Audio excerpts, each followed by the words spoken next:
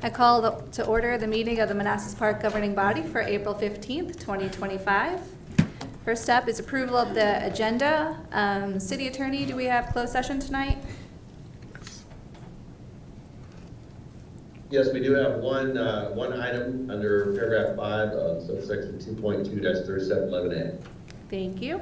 Do I have a motion to approve the agenda? So moved. Second. All in favor? Aye. Opposed? Abstained? Motion carries. Please join us for a moment of silence, and Councilmember Moreau, will you lead us in the pledge?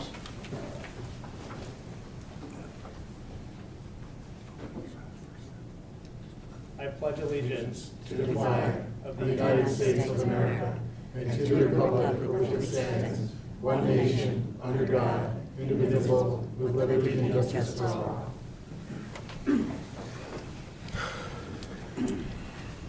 All right, we are up to public comment time. First up, Mr. Mike Smith. Please limit your comments to 3 minutes. Come up to the microphone, state your name and address for the record, and Ms. Connor will be keeping the time. Good evening, Madam Mayor, members of the governing body. Mike Smith, 102 Colfax. I won't need my whole 3 minutes this time. I'm going to keep it short. I just wanted to say thank you to all of the residents, city staff, and volunteers who came out to the most recent community trash cleanup event. We collected an estimated 30 pounds of trash in 2 hours, making our homes and community a cleaner place to live. We also had several students from the high school come out. It's good to see fresh meat coming out to get involved in the trash pickup. We do appreciate their service, and I printed out a few pictures for you. Thank you. Thank you. Next up, Charles Grimes. Thank you, Mike. I'm Charles Grimes. I live at 6836 General Longstreet's line, which is in Prince William County. I'm with the Greater Prince William Trails Coalition, and I want to thank you for what you're doing tonight with your MOU across 3 jurisdictions to plan for a trail that will make this a more walkable, bikeable community. We are, as a Trails Coalition, always trying to figure out how do we overcome the challenge of jurisdictional boundaries. You all are setting a great example of how you can partner up with sometimes difficult organizations to work with, and you're also making a great example for me to go back to Prince William County and brag about how you're doing it right. Thank you. Thank you. Teresa Shalzo.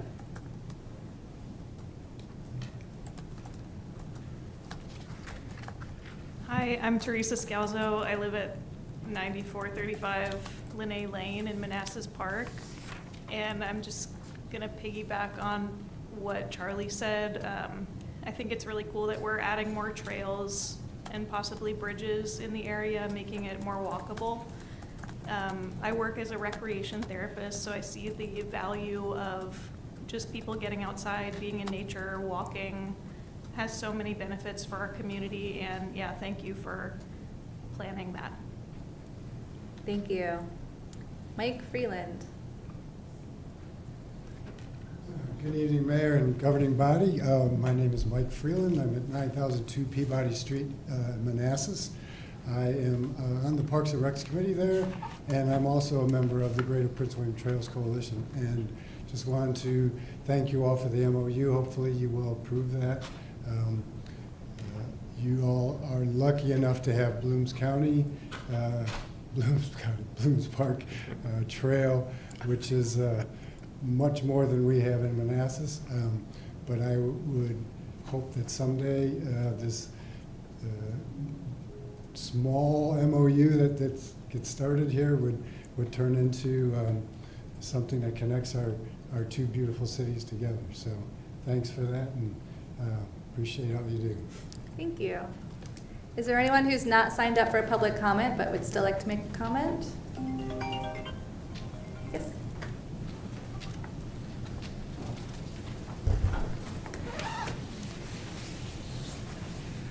Good afternoon, Madam Mayor, members of the governing body. I'm Alan Muchnick. I live in the city of Manassas as well, and I am the co-chair of Active Prince William. And I just wanted to echo the remarks that were made in support of the MOU for the Rail with Trail study. I think that's a great beginning, and that is actually would be a regional trail that could eventually go all the way to Alexandria along the Manassas VRE line. Got to get Fairfax County to do their part. They're not that much interested in the western part of the county. but it would be a great connection eventually between the two localities. Also, I wanted to comment briefly on the Mayfield Crossing project. I think as far as Western Prince William County goes, that is probably the most transit-oriented property in the whole western part of the county. And so the density may be appropriate. However, and they're marketing it as a walkable community, a transit-oriented community that's within the walkshed of the VRE station and Park Central. However, from what I've seen of their plans, their proposed sidewalk frontage along Manassas Drive and along Signal View Drive is rather meager. 5-foot sidewalks. I don't know what the landscaping and street lighting would be like, but they really need 10-foot sidewalks or a shared use path there. And the connection that they're making, they're proffering to connect to Signal View Park from their property over to Signal View Park is also deficient. They're proffering an 8-foot wide shared use path, and for 20, 30 years, the minimum standard is 10 feet. So they're saying, well, the path on the other side of the street's 8 foot, so we'll just copy it. But I think they really should be held to appropriate standards. I know you're not the decision makers here. It's the Board of Supervisors and the Planning Commission in the county. But thank you for the opportunity to comment. Thank you. Would anyone else like to make public comment? Nope. All right. Moving on, we have our first presentation from Crime Solvers. Welcome, everyone. Trying to come on up.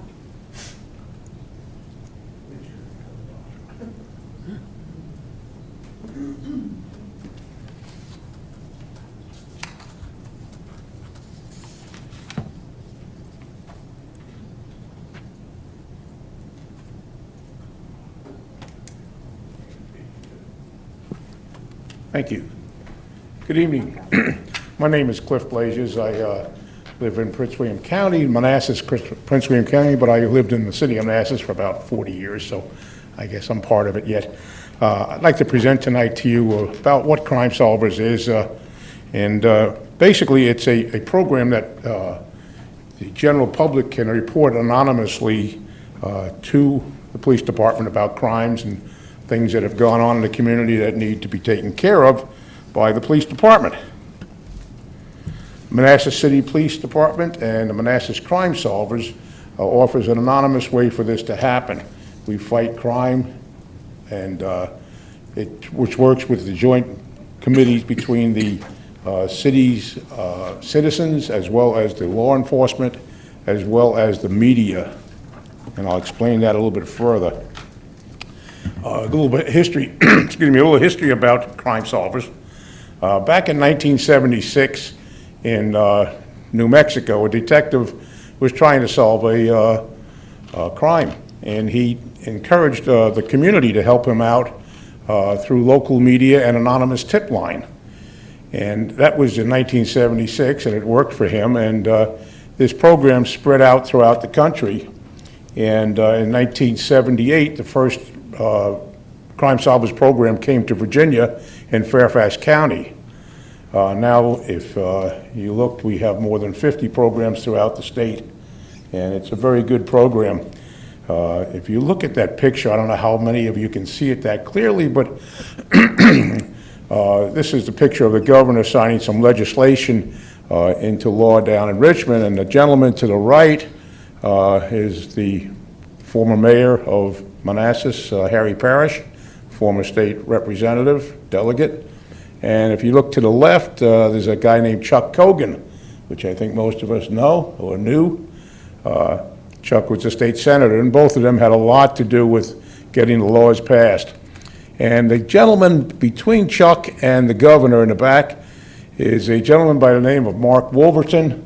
Mark is on our board. He's one of the founders, and he was a police officer in the city of Manassas, and he had a lot to do with Crime Solvers, and probably why I'm still here today on it. When it first started out, I became one of the founding members, and unfortunately, Mark and I are the only two founding members left, so we've got to get more people. Some of the legislation that the state has to cover crime solvers is the program itself. The program itself cannot be brought into court. No matter what they say, they cannot touch anybody that makes any claims, anybody that gives us any tips. There's no way that any of that can be brought into court, okay? Can't go back on anyone. It's same thing with the members of the board, of which some are here tonight, and Yessie, who's not with us tonight, but she's a member also.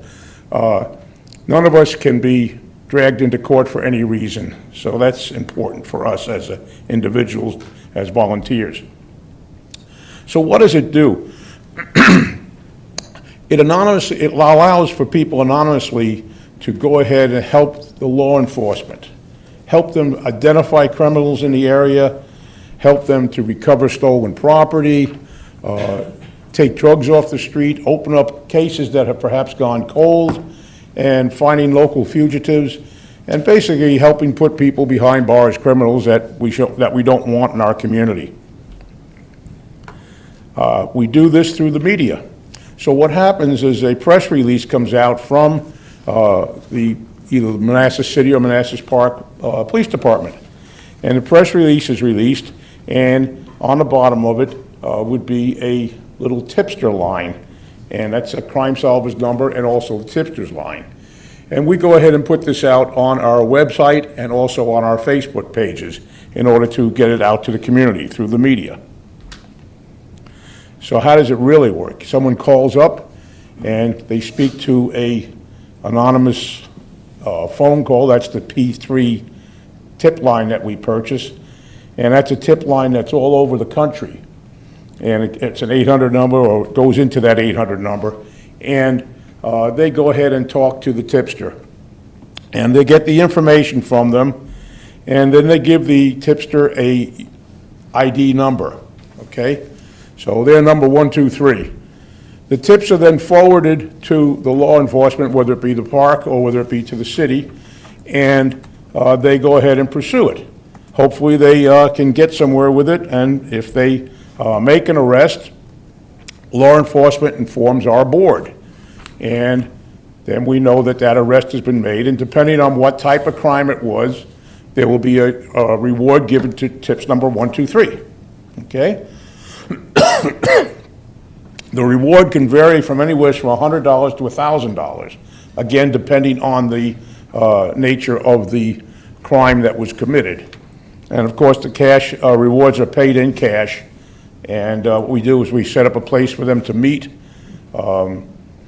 We've had different places, banks, real estate offices, people that are on the board that can go ahead and give that. And they come in, they just say, I'm number 123, and we hand them an envelope, and they put down 123 on the envelope, and goodbye, here's your money, it's in cash.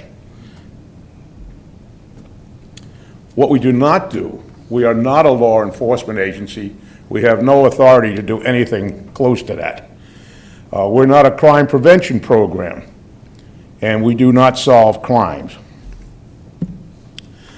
So the program, I was talking with your new city manager, and he comes from out in Seattle, and I think they call it Crime Stoppers out there. Well, it's got a number of different names: Crime Stoppers, Crime Solvers, Silent Witness, and it's actually worldwide. There's over 1,000 programs worldwide. And this little picture here shows one out in Scotland. So when you're out on vacation looking around, go past the police station, check it out, see if they have a sign up. Our logo was Sherlock Holmes. Everybody knows who Sherlock Holmes was, right? He was this fictionary detective who could always solve everything. So that became our little logo. And we all have pins like that. And on our shirts, you can see we have Sherlock. So the Manassas City Crime Solvers Board was established in 1987. Manassas Park was established after that also. And they also had one in the county. The county has since gone by the wayside, and Manassas Park back in 2012 joined up with the city of Manassas, and we became one board, the Manassas City, Manassas Park Crime Solvers Board. The board of directors is made up of volunteer citizens, and if anyone's interested, we're always looking for help, new members, and they should be living or working in the city of Manassas or Manassas Park. We're a 501c3 organization, and any donations that we get are totally tax deductible. And it operates entirely on contributions. We don't get any money from the cities, either city. It's totally donations from people in the community, from businesses, and that's how we raise our funds. The Board of Directors has responsibilities. We are supposed to administer the program and manage it to make sure it stays correct. We create the policies for the program, and we do a lot of publicity out in the community. We also are responsible for the fundraising. And of course, we determine who's going to get how much they're going to get for a payment, depending on the nature of the crime. You may have seen us at some of the events, the open houses that are downtown in both cities, in the park. We've had our tent set up, and we usually have somebody there giving out different types of brochures, telling people about crime solvers, and giving out little flashlights, little keychains or whatever, just to encourage them to have that number out there. We also, around town, we have signs that we had made up. They're about yay big, and they're like around the 7-Eleven or places where people hang out, promoting crime solvers, so that if somebody sees a crime, oh, I remember that number, and they say, oh, I can get money. So if I snitch on my buddy over here, I might get $500. And yeah, believe me, it happens. So how can you guys help? You can help us by advertising crime solvers, the tip line and the P3 line, okay? It's got to get out in the community. People have to know it's there. There are enough people out there that will snitch on something they see. The other thing we've run into quite frequently, somebody snitches on somebody, they get caught, and we ask them, they call up, yeah, you got caught. I don't want the money. Keep the money. So we've had a number of crimes that were solved, and the people refuse the money. They just put it back in your coffers. So we have a lot of that, which is good for us, but we're still happy that we can, make the bad guys get away. Our program is endorsed by both police departments, Manassas City and Manassas Park, and we have a MOU with both of the chiefs. And of course, as I mentioned earlier, we are a 501c3, and contributions are greatly accepted. Okay, not you guys. Although if you have a business, you can make it. But the city of Manassas Park or the city of Manassas can't donate to us. But anyone else in the community, if you own a business, we can give you a little sticker to put in your window, and that's very important. The other thing, the way we advertise, you may have noticed your police cars driving around have our logo and a sticker on the back of them. And this is important too, that people in the community see that. And we're trying to get it on other vehicles besides just the police department, on your Department of Works and things like that. So that's something maybe you can push. Questions? Thank you so much for coming out. It's a very wonderful service that you provide for the community. We'll start down here with Councilmember Cyberlin. Questions, comments? Just thank you. I don't have any questions. Thank you. Thank you for what you do. Thank you. Yeah, thank you for your presentation. It's also really wonderful to see Councilmember Ralph Smith in our audience from Manassas. Yeah. We appreciate his service and to our community. But thank you to Prime Star. That's all. Yeah, thank you for the presentation. Appreciate all the work you guys do. Yeah, no question, and thank you. Thank you. Thank you. Well, we have Yessie and Ralph, so we have one from each place. Thank you so much. Thank you. And, Pat has little baggies for you with some of the handouts that we go and give out at the different presentations when there's a public. Thank you, Peter. Appreciate it. Thank you. Okay. Thank you very much. Thank you. All right, next we have a proclamation for 2025 Frontline Workers Appreciation Month, which will be in May. Whereas frontline workers are the builders of our community, exercising curiosity, compassion, courage, and creativity to provide essential services that ensure the safety, health, and education of our residents. Whereas over 9 million healthcare workers across the United States serve in hospitals, clinics, and long-term care facilities, often placing themselves at risk to provide life-saving care. And whereas firefighters responded to an estimated 36 million emergency calls each year, over 800,000 sworn law enforcement officers nationwide work tirelessly to uphold the law and ensure public safety, and emergency medical services personnel respond to more than 240 million calls annually. And whereas teachers dedicate their careers to shaping the future of our communities, with over 3.7 million educators in the U.S. providing knowledge and guidance to our youth. And whereas frontline workers embody the essence of builders, flexible thinkers, and constructive problem solvers who respect the dignity of all people by dedicating themselves to overcoming challenges and uniting communities. Now, therefore, I, Alana Mensing, Mayor of the City of Manassas Park, Virginia, do hereby proclaim the month of May as Frontline Worker Appreciation Month in the City of Manassas Park, and encourage all residents to join in recognizing and honoring the heroic contributions of our healthcare workers, firefighters, law enforcement officers, EMS personnel, and teachers. Do I have a motion? So moved. Second. All in favor? Aye. Opposed? Abstained? Motion carries. Is there anyone here from frontline workers today? Nope. All right, we will be mailing their proclamation. Next up is the Mayfield Crossing update. Hi, Mickey. Good evening. I just wanted to provide a brief introduction. For the record, my name is Michelle Berry, Planning and Zoning Administrator. The presentation that you will be viewing tonight is for a rezoning in Prince William County. The city does have interest in it because it abuts our boundary line, and the property does front on Manassas Drive. As an adjacent jurisdiction, we do get the plan submissions, and they've had 2 submissions so far, so we have provide staff comments on both of the submissions.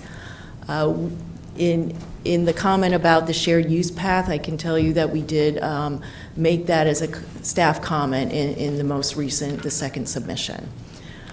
I'm not going to take up too much time, but we have here Noah Klein, a land use attorney with Venable, and we also have Aaron Budilov, who is with D.R. Horton, the developer of the project. So I'm just going to bring up the presentation and hand it over to Noah.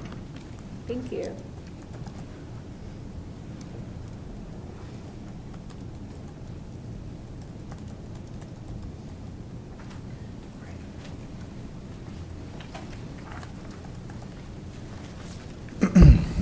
Good evening, Madam Mayor, members of the governing body. My name is Noah Klein, a land use attorney with Venable. With me tonight is Aaron Budilov from the applicant D.R. Horton. We are very happy to be here tonight to talk to you about Mayfield Crossing. As Ms. Barry pointed out, we are currently in our second submission with Prince William County. We originally submitted the application back in early 2024. And we came back with our second submission just a couple months ago. There was a gap between the first submission and the second submission, and a lot of that was due to some changes that we wanted to make the application based on comments that we heard in the first submission, including comments that we received from Manassas Park. So when we were putting together the second submission, we engaged with Manassas Park, with Ms. Barry, with Mr. Odell. Their comments have been really helpful to us, and we are currently in the stage of having our second submission reviewed. We have a post-submission meeting coming up, so the project is still evolving, but there are some general points that we feel are going to be remain throughout the process. So with that, I'll start.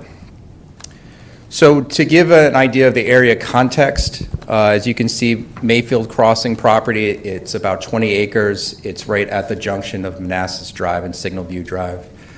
It is essentially an island surrounded by Manassas Park. The Mayfield Crossing property was part of an older industrial zoning base. If you look around Mayfield Crossing to the north, across from the park property, you'll see the Richmond Station and Walker Station developments. Those two form part of the former industrial and office band around this property. Both Richmond Station and Walker Station were the subjects of a comp plan amendments and rezonings to shift away from that industrial base. And so that's how the area around us has evolved. We are continuing that trend.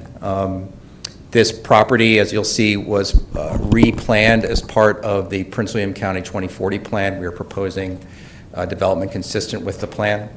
But this will give you an idea of the area context. And one thing additionally I'll point out is that Signal View Drive essentially acts as kind of a boundary line between the established cluster residential development like you see at Roseberry, and then when you go north of that or west of that, closer to the railroad, closer to downtown, it's really more suitable for a multifamily, single-family attached context, which is what guided the Richmond Station and Walker Station applications. We're continuing with that trend, and that is what Prince William decided when they replanned the area with the 2040 plan. So this presents a area context. We do have the development. That's not its final form. I will point that out. It's just to give a sense of the massing and the context within the area. You can see there are some area amenities around. I have another slide that points it out with some specificity, but just gives you an idea of how the project, if approved, will sit within the area, and we provide those two different perspectives. So we heard earlier from a speaker about the walk shed. This gives you sort of the concentric circles that detail sort of the area, what's in the area, what makes this a very well-suited property for residential development, aside from the comp plan. We are close to the VRE station, within a 15-minute walk, and I have an additional slide about that. But we're also close to shopping. We are close to the downtown Manassas Park area, to the area that's redeveloping just outside of where we are. We are close to the Liberia Avenue commercial corridor. There's commercial across the street, further down Signal View Drive. And you can see within the walk shed that we're within, at most, 20 minutes from one of the area tie-ins to the development. That would be Parkside Middle School, but that's really the furthest away. Everything else is within that 20-minute walking area.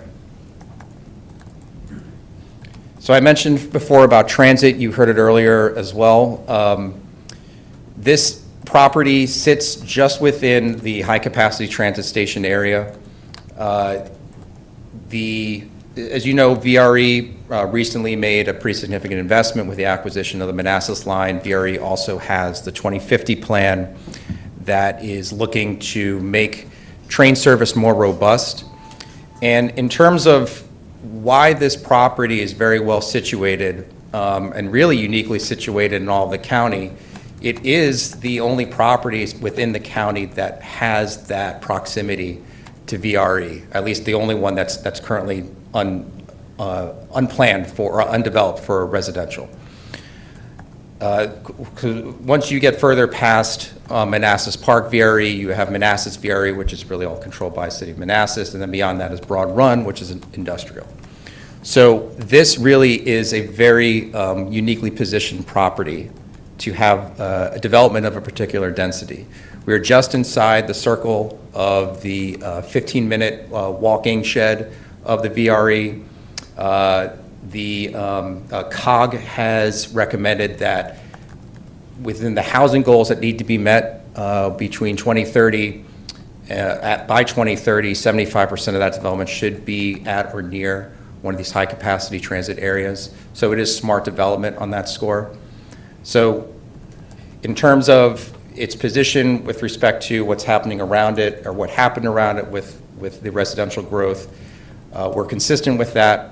And it's also the kind of development that you really want to encourage to fulfill those goals that VRE has set for itself. So I talked about the comp plan. It is planned for residential neighborhood with a transect of T3, and what that transect means is a density figure, and that means that the recommended density is between 4 and 12 units per acre. The existing zoning is M2. As I mentioned, this is part of a former industrial band. Clearly, no one's really looking to see a distribution center here. Our residential development is certainly consistent with the comprehensive plan. The zoning district that we're proposing is PMR, which is Plan Mixed Residential. And just a little insight there, the Plan Mixed Residential zoning district really enables you to offer a variety of products and also to have some flexibility with certain development standards. So it's become a very popular zoning district in the county for that reason. But clearly, the PMR zoning district, the residential development we're proposing is certainly more consistent with the comprehensive plan than the existing M2 light industrial zoning. So we wanted to show you the changes that went into the project from the first submission to the second submission. Our first submission proposed a total of 288 units, and that was a mix of townhomes and multifamily, and specifically they were triplex units. The density proposed there was 14 units per acre, which was a little higher than recommended density in the plan, but that is allowed for in Prince William County when you're proposing affordable dwelling units. And so we were proposing 10% affordable dwelling units with the initial submission, and so that's where you see sort of the higher density. The initial submission, the impetus behind that was, as I described previously, that you are near that transit node. And so it's an opportunity to provide that ridership and also to have a base for commercial growth. Not just for Prince William on the Liberia Avenue commercial corridor, but also downtown Manassas Park. The comments that we received in the first submission, we did receive some comments from Manassas Park, and we'll touch upon those in a second. But one of the comments we received, and this is a common refrain in the county, is density.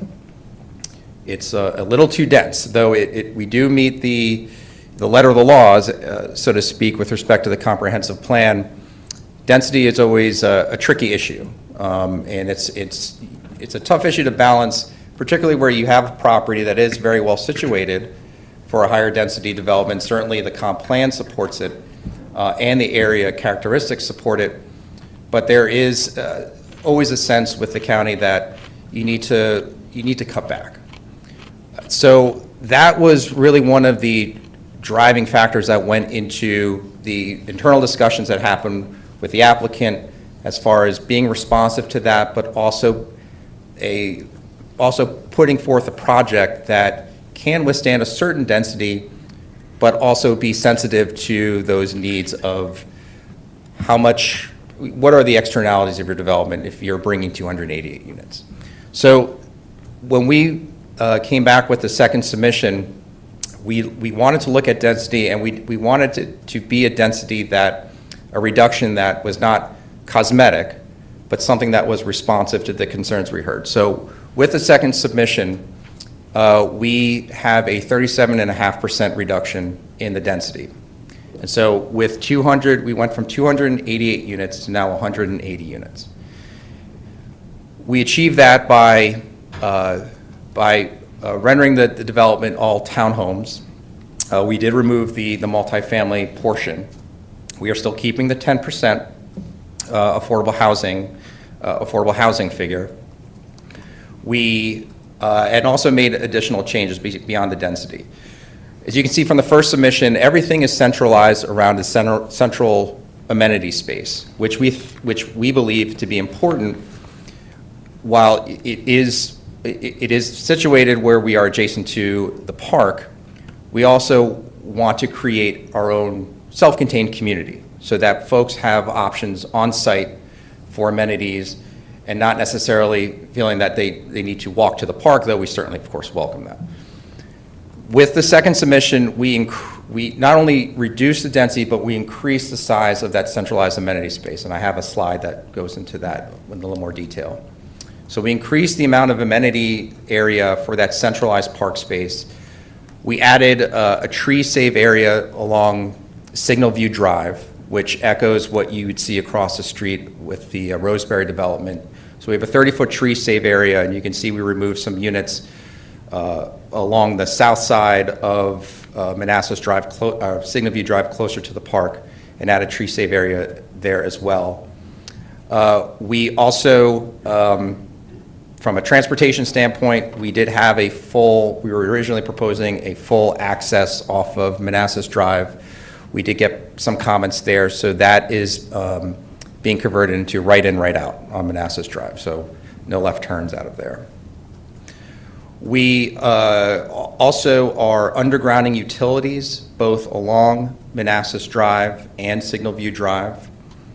With respect to the Manassas Drive frontage, we think about development in terms of symmetry. So we thought we wanted to achieve that with the tree save area along Signal View Drive and along Manassas Drive. We wanted to have that symmetry with Belmont across the street. So we have our rear loaded units along Manassas Drive. So what you're seeing is essentially the front of the units of the townhomes as you drive along Manassas Drive. And in addition, and this was a comment that we received from Manassas Park, we want to be additionally sensitive to some of the streetscape elements that the Manassas Park has in its plan. So we worked with the city to add street lighting. So the street lighting that you see across the street will be echoed on our side of the street on Manassas Drive. So it's a combination of, again, undergrounding the utilities and adding the streetscape lighting. And there are a couple other additions, but I do have a subsequent slide, so I will save a little surprise for later. So this is just a closer view of the plan. As I mentioned, these are all townhome units. There is a mix of rear-loaded and front-loaded units, with the rear-load units really being located along Manassas Drive. So again, there's that symmetry across the street. We do have 6.17 acres of open space. What that translates to as percentage is about 39% open space, and the recommendation or the provision is 30%, so we're exceeding that. So here are the potential product types. Again, these are townhome units. They're a mix of 2-car and single-car garages with a design mix of brick and lap siding. You see there's some articulation along the facade with the roof line broken up. And this was with our second submission. We're very happy with the design, and again, we see this as something that we are going to continue to move forward with in addition to the density. Here is another integrated rendering. We saw those earlier examples, so I won't dwell on it too much, but wanted to show a perspective of the project as it sits at this corner. And you can see some of the tree coverage that's there that will be there, at post build out. So to talk about the open space, as I mentioned, we have that centralized, what we call the Fieldscape Common, and it's over 1 acre. We have a playground, we have a delightful dog park, and again, we want to create not just 180 townhomes, but a townhome community, and one that is not reliant necessarily upon external features. It is wonderful that we are adjacent to the park, to the water park, and there are other certainly parks nearby, but we wanted to provide something a little more robust than what you might see with townhome developments. And if you look, really you take scope of some of the nearby development, some of the newer development in the county, you'd be hard pressed to find a development that does have this level of amenity centralized that offers what we are offering.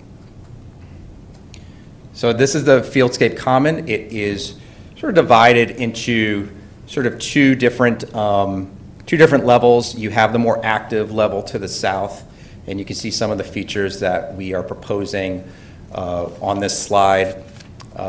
We have foosball tables, a pavilion for a centralized gathering space.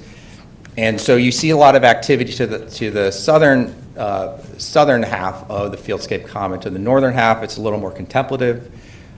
You have an open area with native meadow and vegetation for something a little more passive with the active area to the south. So here is a glimpse at the off-site improvements, and I believe most, if not all, of these comments came from the comments that we received from staff at Manassas Park.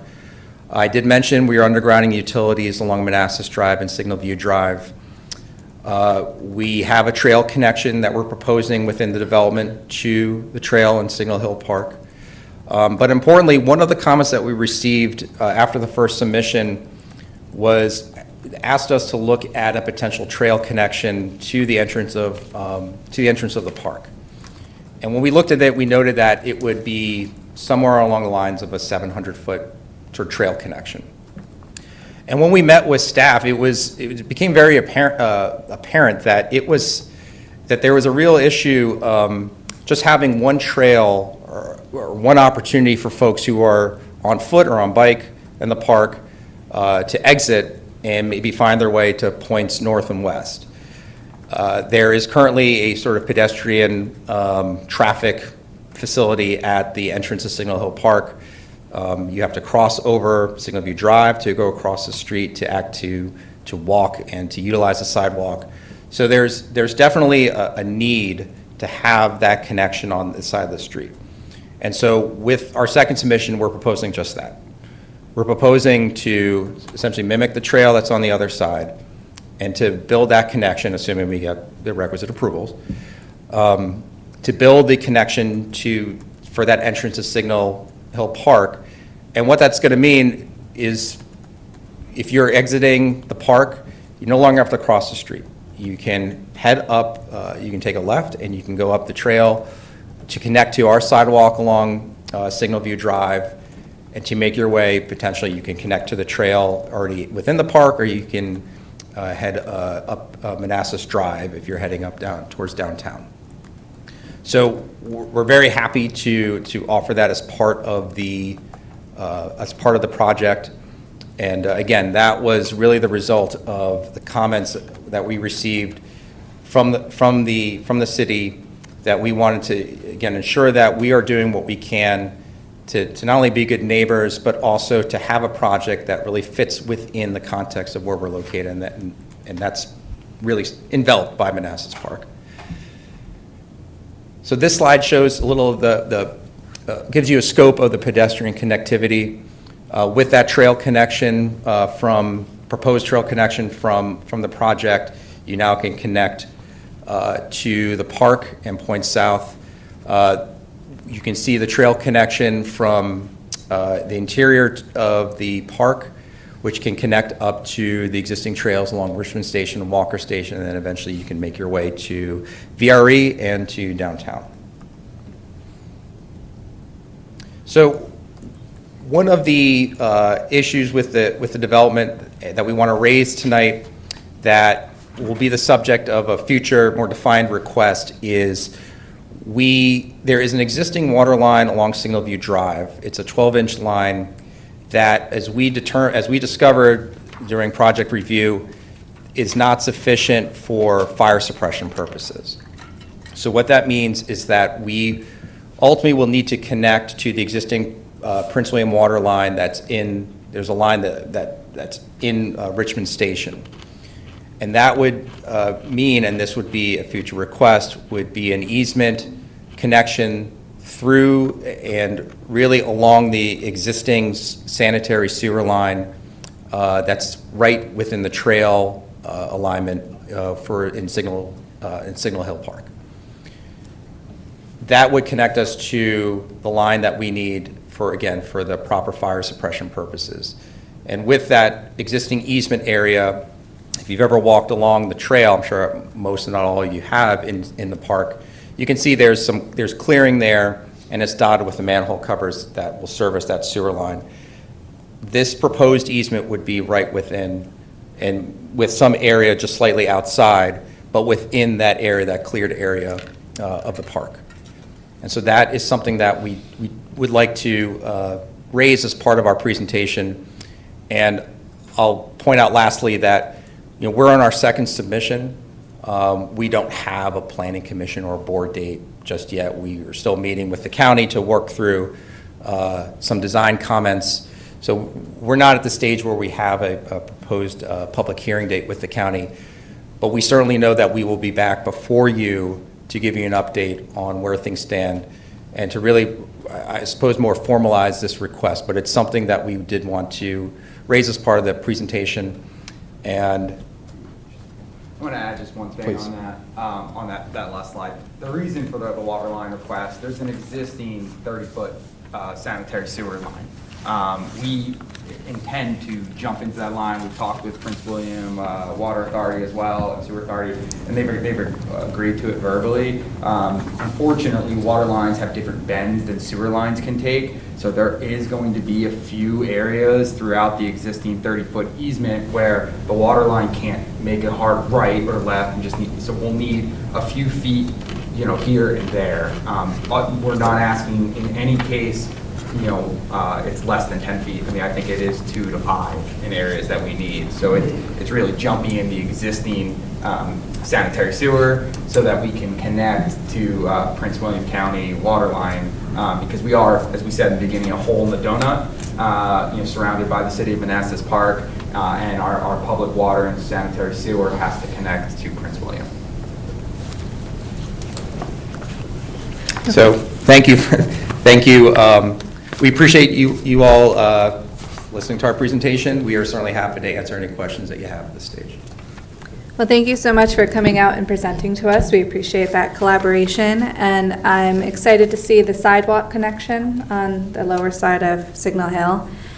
I guess my only remaining concern is just this is going to be a load on our traffic on our roads. It's also going to be a load for our emergency services as they're closer than the others. So I look forward to continuing that discussion with you guys as we move further down the road. Sure. Thank you. Thank you. Start with Councilmember Javed. Any questions, comments? Yeah, thank you for taking the time to speak with us. I know we can't make too much decisions, but, you know, keeping that good neighbor mentality on the Manassas Drive side, what was the philosophy behind not doing any tree saving on that side? Really, it was more a function of undergrounding the utilities. Mm-hmm. Undergrounding the utilities there with some of the topographical issues necessitates the clearing there. And it also, notwithstanding the clearing, that there will be some vegetation with our buffer area, but it'll be similar to what you see across the street along at Belmont. Right. So across the street, what the developers did was they had the front door entrance facing the road, right? Yes, Give it a nice appeal. Right. In this case, we're going to see the rear of the No, it's the rear load units. Okay. So that means that you will see the front Of the of the building. units Okay. as they face Manassas Drive, but instead of the garage being right by the front door, it's, yeah. And then my second thing was on Manassas Drive, I see it on the Signal Hill point, but is there a dedicated right turning lane into the development? On Signal. On Manassas Drive side? On Manassas Drive, I think we have, with a right in, right out, I don't believe that we have it necessitates a turn lane and taper. But that's, again, something that we're going to be talking to transportation when we meet up with them. And if there's an update there, when we come back to you, we'll show that. Okay. And that's all I have. Thank you.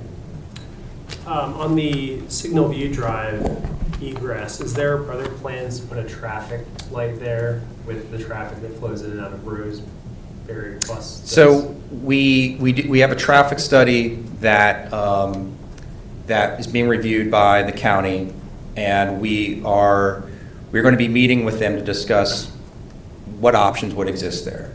A signal is something that might be a little difficult given the proximity to the Manassas Drive and Signal View Drive intersection, because there are spacing requirements from VDOT for that.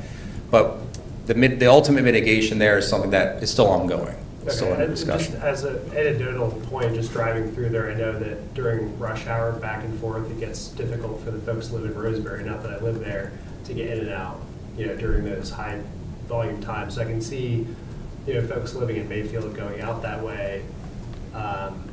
That might just add to the problems in that area.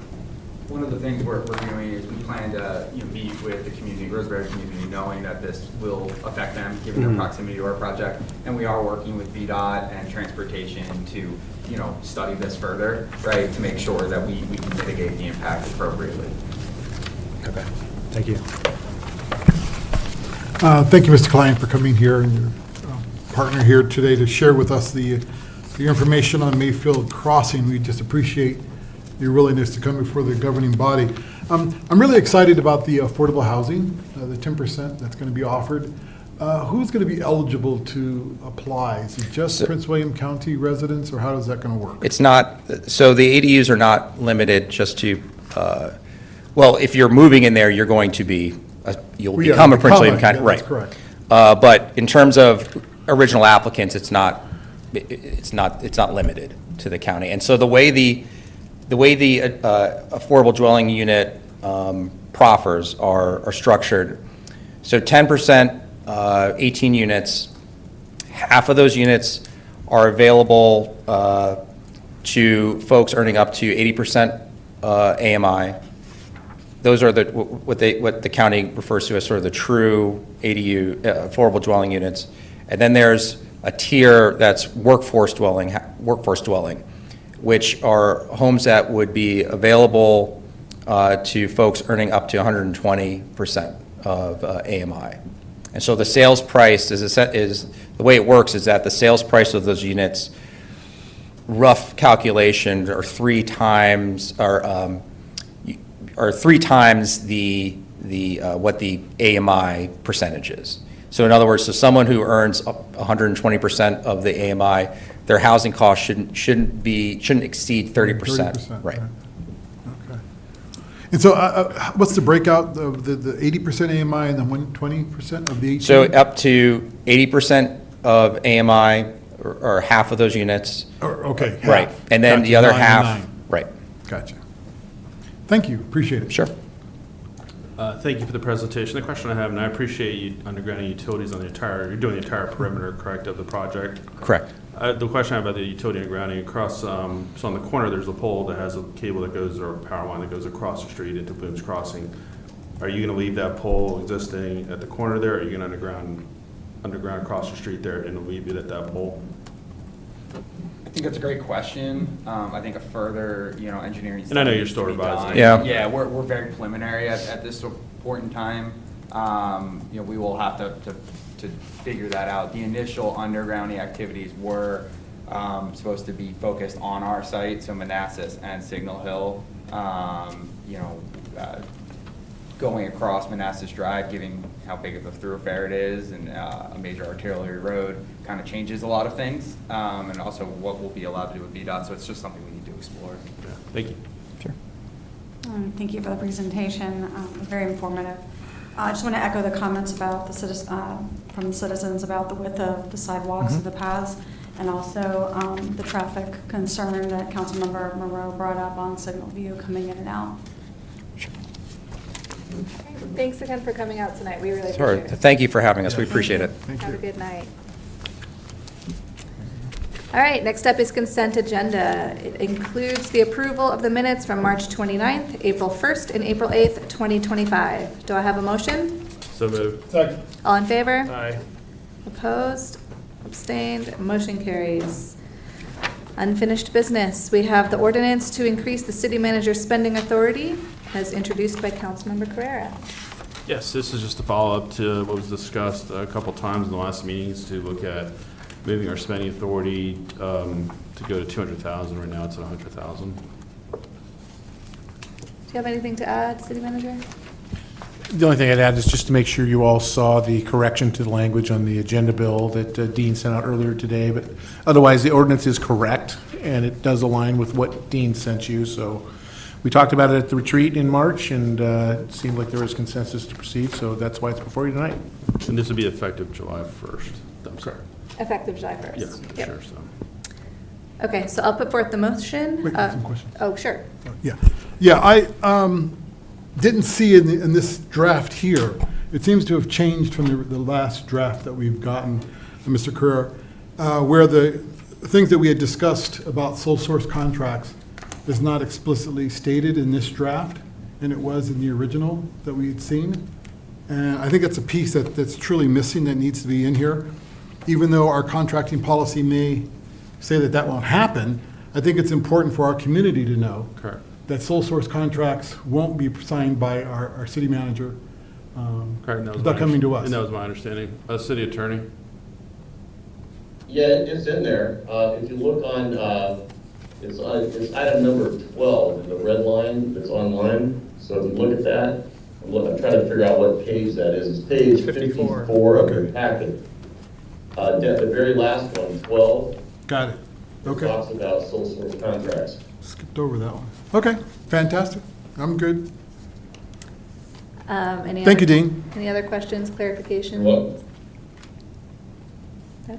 All right, there are two motions. The first one is that the governing body approve an ordinance to authorize the city manager to approve and sign contracts for amounts not greater than $200,000 without further approval of the governing body by amending City Code 2.80 as presented and subject to final city attorney review. So moved. Second. All in favor? Aye. Opposed? Abstained? That motion carries. And the second motion is that the governing body rescind Resolution 23-1000-2197.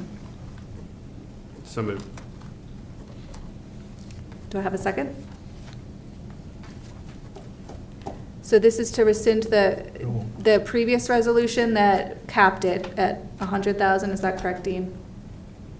yeah, so previously we had two pieces. We had the purchase order and change order stuff in the city code. And by resolution, the governing body had authorized the city manager to sign contracts and approve contracts. You asked me to consolidate everything so it's in one place in the city code, so that resolution that previously had been adopted is no longer effective and actually would counter what you guys would have just approved, because it's limited to 100,000 for his authority. So that's why we have to rescind it. Second. Okay, so we have a motion and a second. All in favor? Aye. Opposed? Abstained? Motion carries. Congratulations, Michael. Thank It you. only took a year. No. All right. MOU with Prince William County and Manassas City Rail with Trail Study. Hi, Calvin. Good evening, Mayor Mensing, Vice Mayor Moore, members of council, residents, staff, and guests. I'm Calvin Odell, the Director of Community Development. Here to talk about the Rail with Trail Phase 1 study. I wanted to thank everybody that showed up tonight to speak. I'm not used to having hype men. I feel like we could have planned this agenda better, and I could have come up here with some fanfare. But thank you very much for showing up. I'm glad that there's so much interest in this. If you'll remember, on June 4th, 2024, the governing body for the city of Manassas Park passed a resolution supporting a VDOT ATIP application for $400,000 for this Rail with Trail project.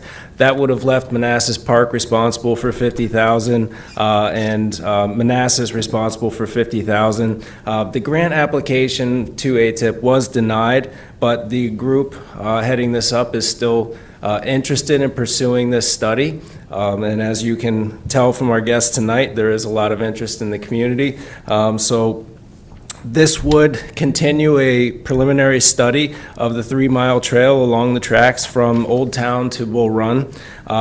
This project is in the NVTA Long Range Plan and also in the MWCOG Visualized 2045 Plan. So we feel pretty good that a study will lead us into a grant application to NVTA that should garner funding for the project. So What we're proposing here is a memorandum of understanding to utilize Kimley Horn, Manassas' on-call engineer, to conduct this preliminary study. The Kimley Horn has come in at a price of $268,600. Manassas Park would be responsible for $90,000 of that. As I mentioned earlier, Manassas Park already had budgeted in the FY25 budget $50,000 for this purpose. We are recommending that the additional $40,000 we would be responsible for this study come from our additional streets line. And aside from that, that line does have $202,000 in it, and there's another item tonight that would use a little of that, but we would still have plenty of funds available in that line. And the MOU is the vehicle we would use to, handle the funding mechanism and to make sure that our voice is heard in this project. So staff recommendation is that the governing body authorize the city manager to sign this MOU so we can get this study underway. Thank you. Any comments or questions? Starting down here. No. Yes. Calvin, thank you for the report. It is exciting, this Rail to Trails. The thing that concerns me, and it's unfortunate we didn't get the grant, and that's too bad, and hopefully we'll reapply. I hope we have that option.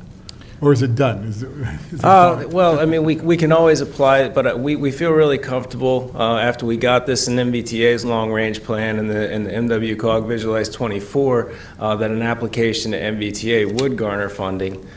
So we just want to be at that, not quite shovel-ready, but at that next phase that, gives the regional commission confidence that this is a regionally significant project. It's not just a shot in the dark, so. So the concern I have is the $40,000 that's coming from our streets maintenance fund. I'm assuming, because we have on our agenda tonight, the street pavement schedule. Right. So there's 40,000 streets that we won't be able to pave. Is that my understanding? So we carry two different capital lines that have historically been used in some way or another to accomplish paving. The way that we usually look at it is that the street improvements and resealing line is our primary source of street resurfacing every year. The additional streets line, the one that we're talking about in this agenda item, is usually used for concrete, things like sidewalk repair, if there's any sort of curb and gutter damage. But we have, you're right, in the past, we have used additional streets and the leftovers from additional streets to achieve more paving. So I would say that it's not wrong. It's not right. There's no really specified purpose for the additional streets lines except to help us cover additional streets projects. Right. So, and so, while I'm very supportive of this project, I would rather us pull that money from our reserve account and not cut into our streets budget. I mean, I get probably more emails about potholes and streets not being in great condition in Manassas Park. And then vote on cutting that budget for something I totally support. I just think the $40,000 should come somewhere else than our streets budget. And hopefully, like I said, and maybe the city manager could opine on this, we can pull it from the reserves. I don't know. I'd have to look. Okay, maybe we bring this back. I support the project.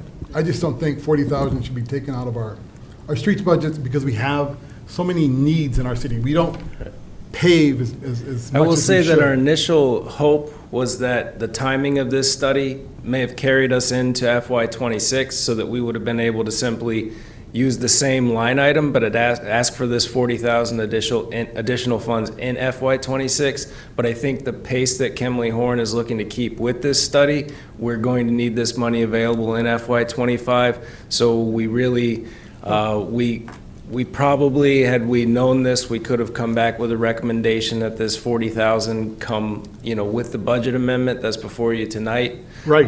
It's just that, one way or another, the additional streets line supporting this project or changing this capital line to require $40,000 more additional dollars, it's all supplemented by the general fund. Neither one of these lines has, another source unless we're using NVTA 30 local funds to support it. So, well, given the fact that we meet next Tuesday, hopefully that would give the city manager opportunity and time to maybe revise. Maybe we pull the amendment. I don't think it has to be voted on tonight, and that we look at that and full with the Second Amendment. I believe it's our Second Amendment. Again, I just think, I'm not sure what my colleagues on this dais feel, but just cutting money from our streets budget, to me, is not the wise thing to do at this time. So we're not comfortable using MVTA local funds towards this project either, an additional 40,000? Don't we have it in reserve? I know Mr. Manager, you know Keith. Don't we have, right? Don't we have it in the reserves? I agree with what you're saying, Vice Mayor, so. Assistant City Manager, don't we have it? 40,000 in our reserves? I mean, we do have reserve balance. How much is that amount for the public? Like 18, 17? We're still waiting on the final numbers. Obviously, fund balance, you have to get the final numbers to know, but if I were to get, we'll probably say we got 17 mil. Yeah. Okay. Wow. I would be a little hesitant to use our fund balance since we've taken so long to build it up and we have no idea what's upcoming in the next. Yeah, just a reminder, and I don't want to speak for Mr. Coach, but the 50% of operating revenue is around 15 million. So we're very close to that 15%. That's a bad bet. Well, again, it doesn't have to come from reserves. I mean, our city manager can sharpen the pencil and find cuts in other places in our budget. I just don't think we should be pulling money out of our street maintenance budget, because that is one of the major issues that we hear from our residents about, is the conditions of our streets and roads. If I may. So I think, like Calvin said, both of these funds are funded by the general fund. So I think what you're saying is you would like to see an emphasis on paving going forward. So why don't we pay for this tonight as indicated, and then we move money out of reserves into a future paving project, or do it vice versa? To me, it's about what you're trying to achieve, not how we pay for it. So so if that's what your wish is to, I don't know how many paving projects we can do for an extra $40,000, but we can definitely explore that, and then we can then refresh the streets with whatever's needed to do the additional paving. That would work. I'd be looking for Calvin to nod his head down and say, yes, that makes sense. Okay. That's, staff's certainly happy, I think, we originally were hoping, again, that this project could carry over to the next fiscal year. We could just bring you this with the FY26 budget presentation as an additional $40,000 onto this project in FY26.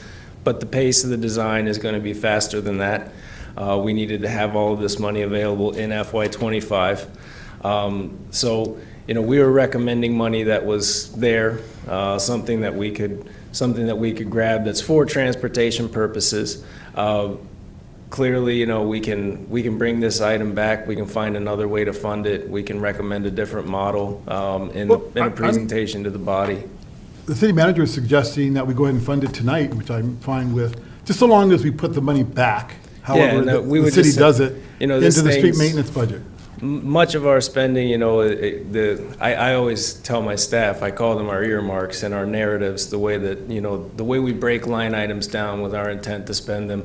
The same thing here. When we're modeling the FY26, FY27 paving budget, we'll be, instead of pulling purely from VDOT urban monies that come into the general fund and then get transferred into capital for paving, and NVTA money, local fund money that gets shifted over into the CIP, into the capital improvements fund for street paving.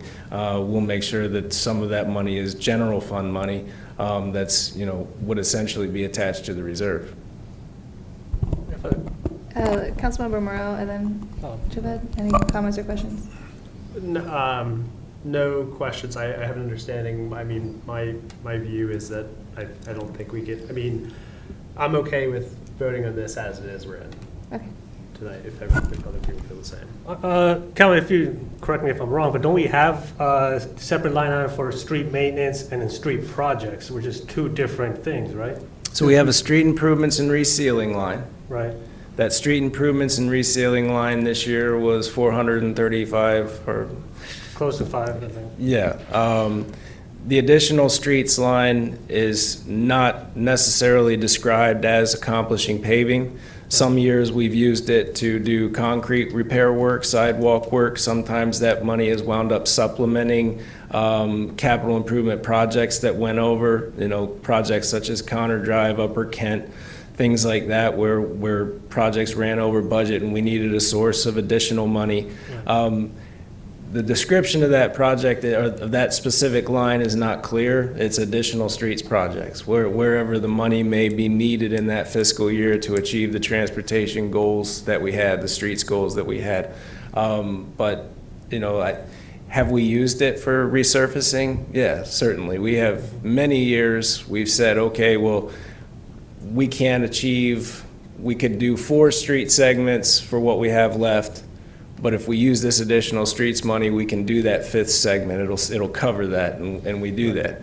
Either way, I'm just saying that we have a separate line for street maintenance, street paving. This was a separate line for street projects for additional project that we want to make improvements throughout the city. So we borrow from the improvement line for the street maintenance sometimes to do paving whatsoever. So we're not borrowing from the street maintenance to do this project. It's vice versa, basically. You understand what I'm saying? So we're not cutting we're not cutting into the maintenance line. Well, we are. We were funding a consultant to do a study, as opposed to 40,000 that would give us concrete work done in our city. While I support the consultant doing the trails project, but don't say that we're not cutting work that could be done in the streets of our city. Well, I guess we'll see. I guess you can debate back and forth which way, how you want to see it, but that's fine. My other thing, understanding, I guess another question is that the 100,000 that's, is this, the 100,000 is split between the city and the Manassas, is the total or each 100,000? Oh, that was with the original submission, the original ATIP submission, the VDOT ATIP grant application. Manassas was going to pay 50, Manassas Park was going to pay 50. At this point, this is an MOU between the city of Manassas and Manassas Park to fund this study. So outside the 100,000? Yes. Okay, so that's where this 90,000 is coming from? Yeah, the 100,000 kind of fell apart. It's no longer relevant after the ATIP application was denied. If we go back for another ATIP application for this project, those numbers may change. But this study would advance that project, so the application would be different anyways. It will be at a different phase of the project. We'll be beyond preliminary design. So is Manassas still contributing 50? Is Manassas still giving the 50? No. Everybody's doing that. Yeah, it's 90. So everybody's doing 90, Yes. so the total is 180? No, it's the 260. total to Kimley Horn is $268,600. Well, I see that part, the 268. I'm just trying to understand the 50 and the 40, the 90,000 that we're contributing, and then Manassas is contributing 90,000 towards a study, for a phase 1 study. Yes. So the total phase 1 study cost is about 200. and No, some the change. total phase 1 And some study is change. $268,000. So where's the remaining balance coming from? Prince William County. Okay, so it's three of them involved here. Because it just says split between the city and Manassas, that's why I was confused. If there's, county was involved or not. Okay. Okay. Are there any other comments or questions? So how much is the county paying again? Can you just tell me real quick? I don't have the MO, I'm sorry, I just have notes up here. The county's paying 88, and the city, both cities are paying 90 each. What's the justification on that split? We had discussed this before, the Lions. We need to know. Well, the city manager will do it. I mean, we shouldn't have to figure out how. He just says he'll do it. Okay. All right, well, the staff recommendation is that the governing body approve and authorize the city manager to sign a memorandum of understanding for the purposes of the VRE Manassas Line Rail with Trail Phase 1 study, and authorize the city manager to execute the document as presented and subject to final city attorney review. So moved. Second. All in favor? Aye. Opposed? Abstained? Motion carries. Thank you, Calvin. Next up is an ordinance FY25 A2 budget amendment for the city and schools budget.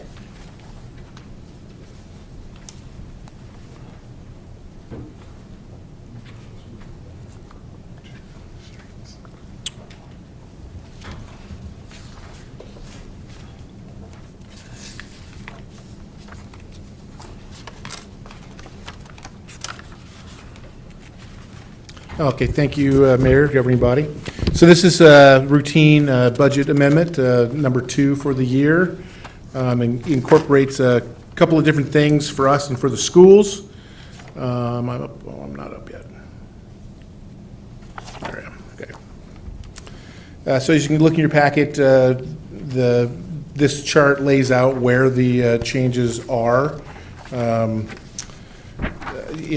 The biggest impact is the carryover of a project in IT that was not completed in the previous budget year and got carried over. That was over $300,000 of the entire the total amount for the city side. The school received some revenues from the state that were unanticipated, and so did Randy at DSS. And so, that's basically what this is. Nothing earth-shattering here, but it does change the total budget, as you see at the bottom, up almost, I guess, just over $600,000 for us, and the school was, I think that's on the next slide. Okay, there are the details. The school is that one, 563. So, again, pretty routine. I do have the spreadsheet to go over these if you want to see them in spreadsheet form, but this is the summary of it in words. So, Great. if you have any questions, let me know. Questions? Start with Councilmember Javed. Well, the only question I had was, do you know what the carryover was for the CIP of last year? Yeah, it was $304,000 for an IT project for Dawn. I can't remember. I don't remember exactly what the project was, but it was something Dick had done in the previous budget. And that was the only one? Yes, that was the only one. It was just a big one, so. Yeah. And then that's going to impact FY25? It was money already FY26, allocated and not spent, so it's just, should have been moved over in A1. It got overlooked, and so we're just making it right in A2. Okay. Comments, questions? Comments, questions? No. Staff recommendation is that the governing body approve the FY24 A2 budget amendment as presented. So moved. Second. All in favor? Aye. Opposed? Abstained? Motion carries. Next up is agreement with HydroCorp to manage city's cross connections program. Welcome back, Calvin.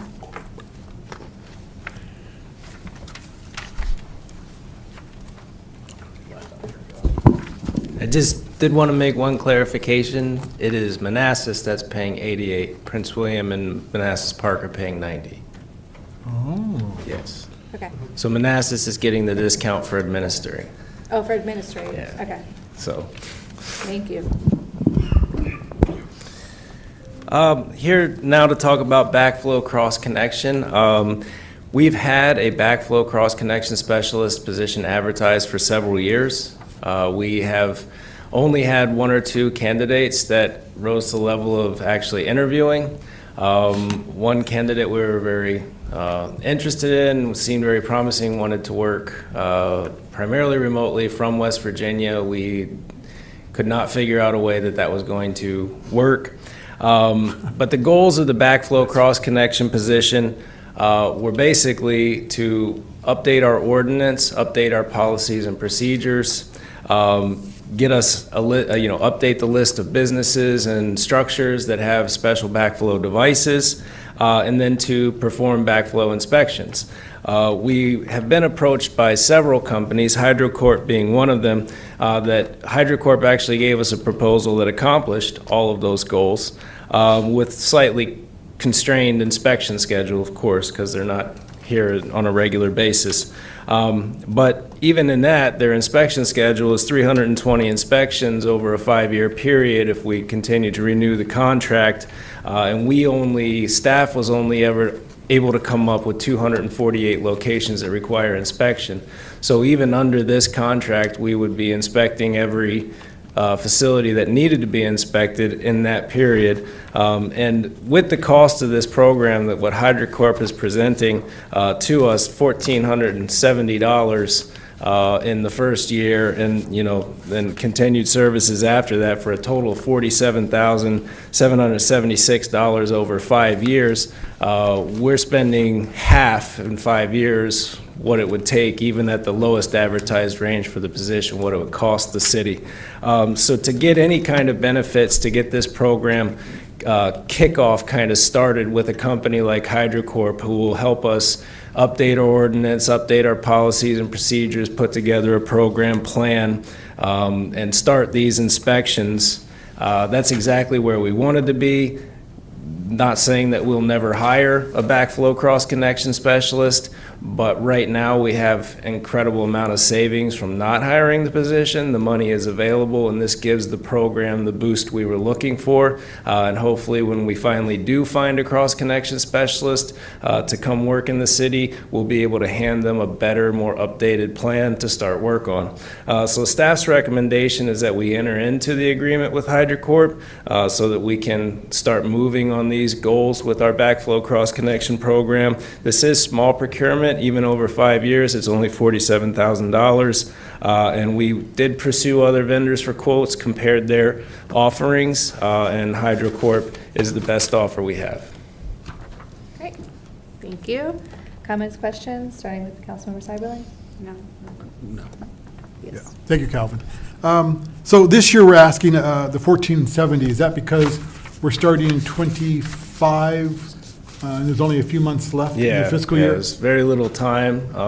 And, the task, they will have to continue updating the ordinance and policies and procedures into the next fiscal year. So this is, if you look at the schedule that was in the agenda packet, it's small the first year, but then grows over the years as they get more and more presence in the city, also with the inspections. And when are they expected to start? It will depend on when we can get them an executed agreement, but they'll start work on the ordinance immediately, probably policies and procedures immediately, too. Okay.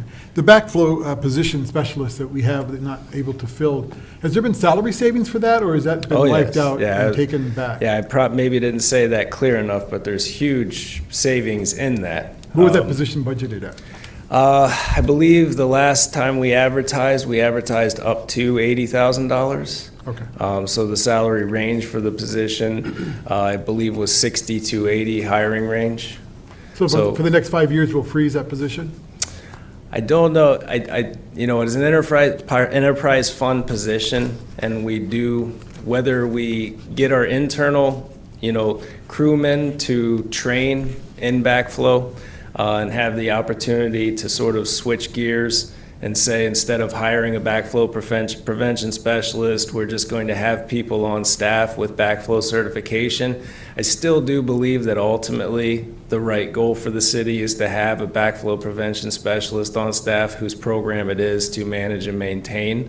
But this will give us an opportunity to relook at that position and see what the workload is actually like in a city of our size. That's a question that has never been answered. The last time we had a dedicated backflow prevention specialist was in 2007, 2008. And they were new to the position, just starting to form the list of devices that need to be inspected, businesses that qualify for special inspection. So we don't really know if this is, if we're going to be able to completely shift gears and abandon this position and just do it with in-house staff that we already have, or if we'll have to continue to recommend a backflow prevention specialist. But that's something that this study, while we can't hire somebody, it'll let us learn about our own program and learn what it's going to take as far as staff hours. So. Okay, great. Thank you. I had the same question, just if this is an unbudgeted item, was the specialist position funded? So yeah, this position has been funded in the enterprise fund budget for the past 3 years, I believe, and we have not filled it. So even in this year alone, if you look at salary plus benefits, total cost to the city, there's probably close to $100,000 in savings in this fiscal year. So great, thank you. No questions, been answered. All right. Staff recommendation is that the governing body approve and authorize the city manager to sign a 5-year agreement with HydroCorp LLC to provide cross-connection services to the city of Manassas Park in an amount not to exceed $47,776.30 over a 5-year period as presented and subject to final city attorney review. So moved. Second. All in favor? Aye. Opposed? Abstained? Motion carries. Paving projects. All right, so we've already started this conversation under another agenda item. But as far as FY25 paving was concerned, we started the fiscal year with $485,153 in the street improvements and resealing line. With the early on paving in the fiscal year, we were invoiced $335,985 from Branscombe for the work that they did. That work, to remind everyone, was on Manassas Drive between Carondelet and Arnie, all of Mathis Avenue within the city limits, Drake Court, and Cabell Drive. So we've been invoiced for that like we always do. We try to come back in the spring, see what the remainder was, and try to figure out what we can pave of the priority list. This year, we actually had a Fugro data update in between first half paving and second half paving. So it allowed us to see what the updated Fugro scores were and kind of reprioritize. We do have some streets that are scoring very poorly on Fugro that have some utility projects that need to be performed. So take Meeker, for example. Meeker scores really poorly, but we also have to replace a sewer that's offset in a couple different places there, already has a repair patch in it. We're currently pursuing quotes for that job. We hope that that job gets executed in this fiscal year and that we can immediately, resurface Meeker in the FY26 program. But we have a couple more street segments that are like that. They're on temporary hold till we get the utility updates in place. But based on the Fugro analysis, the updated Fugro analysis, and what monies we have left, our recommended street segments are Pierce Street, Mosby Drive, and Scott Drive south of Manassas. We did Scott Drive north of Manassas several years ago. But the total quote from Branscombe for these segments is $146,931.14. As normal, we are requesting a 10% contingency because all of this is based on weighed quantities and measured quantities. So we won't know until the job is actually finished what it's going to cost us. So that come with 10% contingency, that's $161,624. Of that, we should have $149,168 left in the street improvements and resealing line. And if we do tap into that contingency, we will be pulling $12,456 from the additional streets line. All right. Comments, questions? Down here first? Yeah. No. Yeah. Oh, okay. Go ahead, Kevin. No, I'm good. Yeah, just a quick one, Calvin. The PCI score, and I appreciate the chart that you have here in our report. What is considered an 8 or 9? Is that serious or failed or very poor? It doesn't show the PCI number associated with the chart here. I was just curious. But the PCI chart is not in the agenda item? No, it is, but it doesn't show which is an 8 or which is a 9. I don't quite. So anything less than a 10, I thought. So that's the was percentage, considered- that's how it does. So these are all failed then? Yes. Gotcha. Yeah. That's what Which is, it's a bit odd. Fugro was harder on us this time around. We saw almost all of the really bad scores dropped very substantially from the last Fugro analysis to this analysis. It doesn't agree with the eye, but that's why we always say, we take the Fugro analysis as one tool, then we windshield survey. We go out and we make sure that we agree.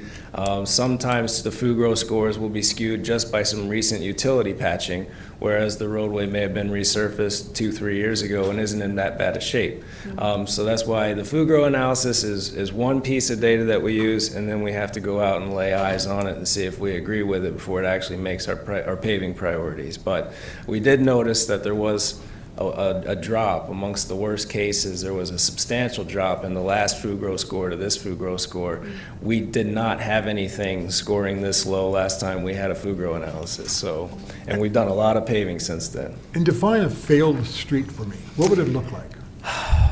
severe alligator cracking, pretty consistent to the point that you're getting potholing, where chunks of the alligator cracking are coming up and leading to potholing. Really bad seam separation where you're actually, starting to see mud and dirt come up through seams or through the alligator cracking, indicating that the base itself is failing because of oversaturation.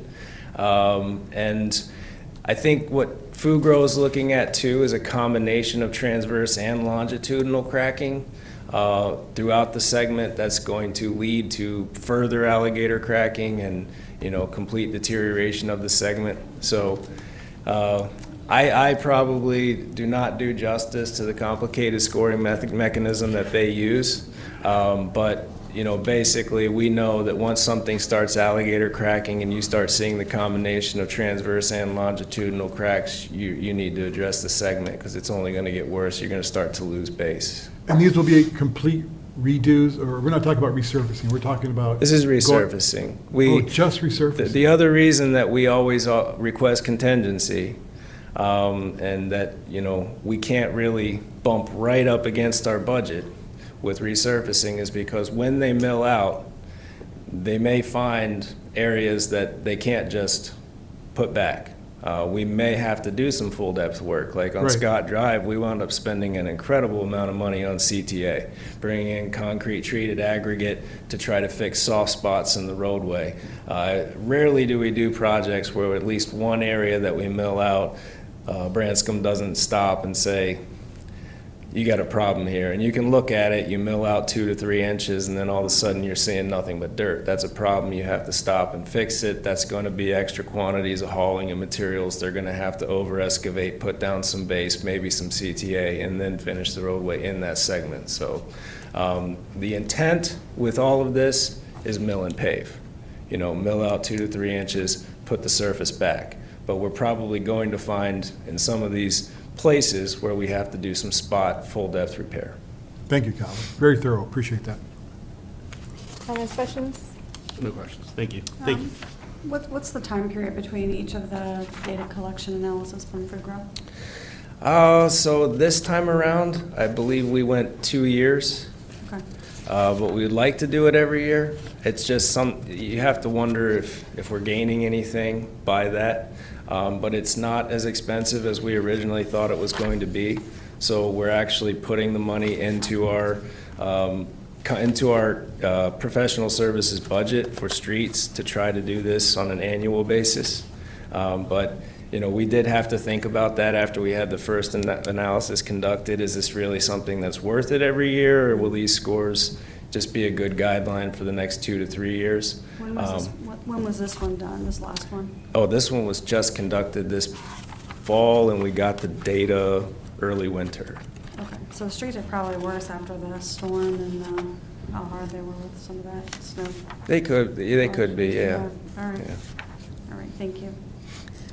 All right, staff recommendation is that the governing body approve and authorize the city manager to sign a task order with Branscombe Paving Company for additional FY25 resurfacing for a total not to exceed $161,624.25 as presented and subject to final city attorney review. So moved. Second. All in favor? Aye.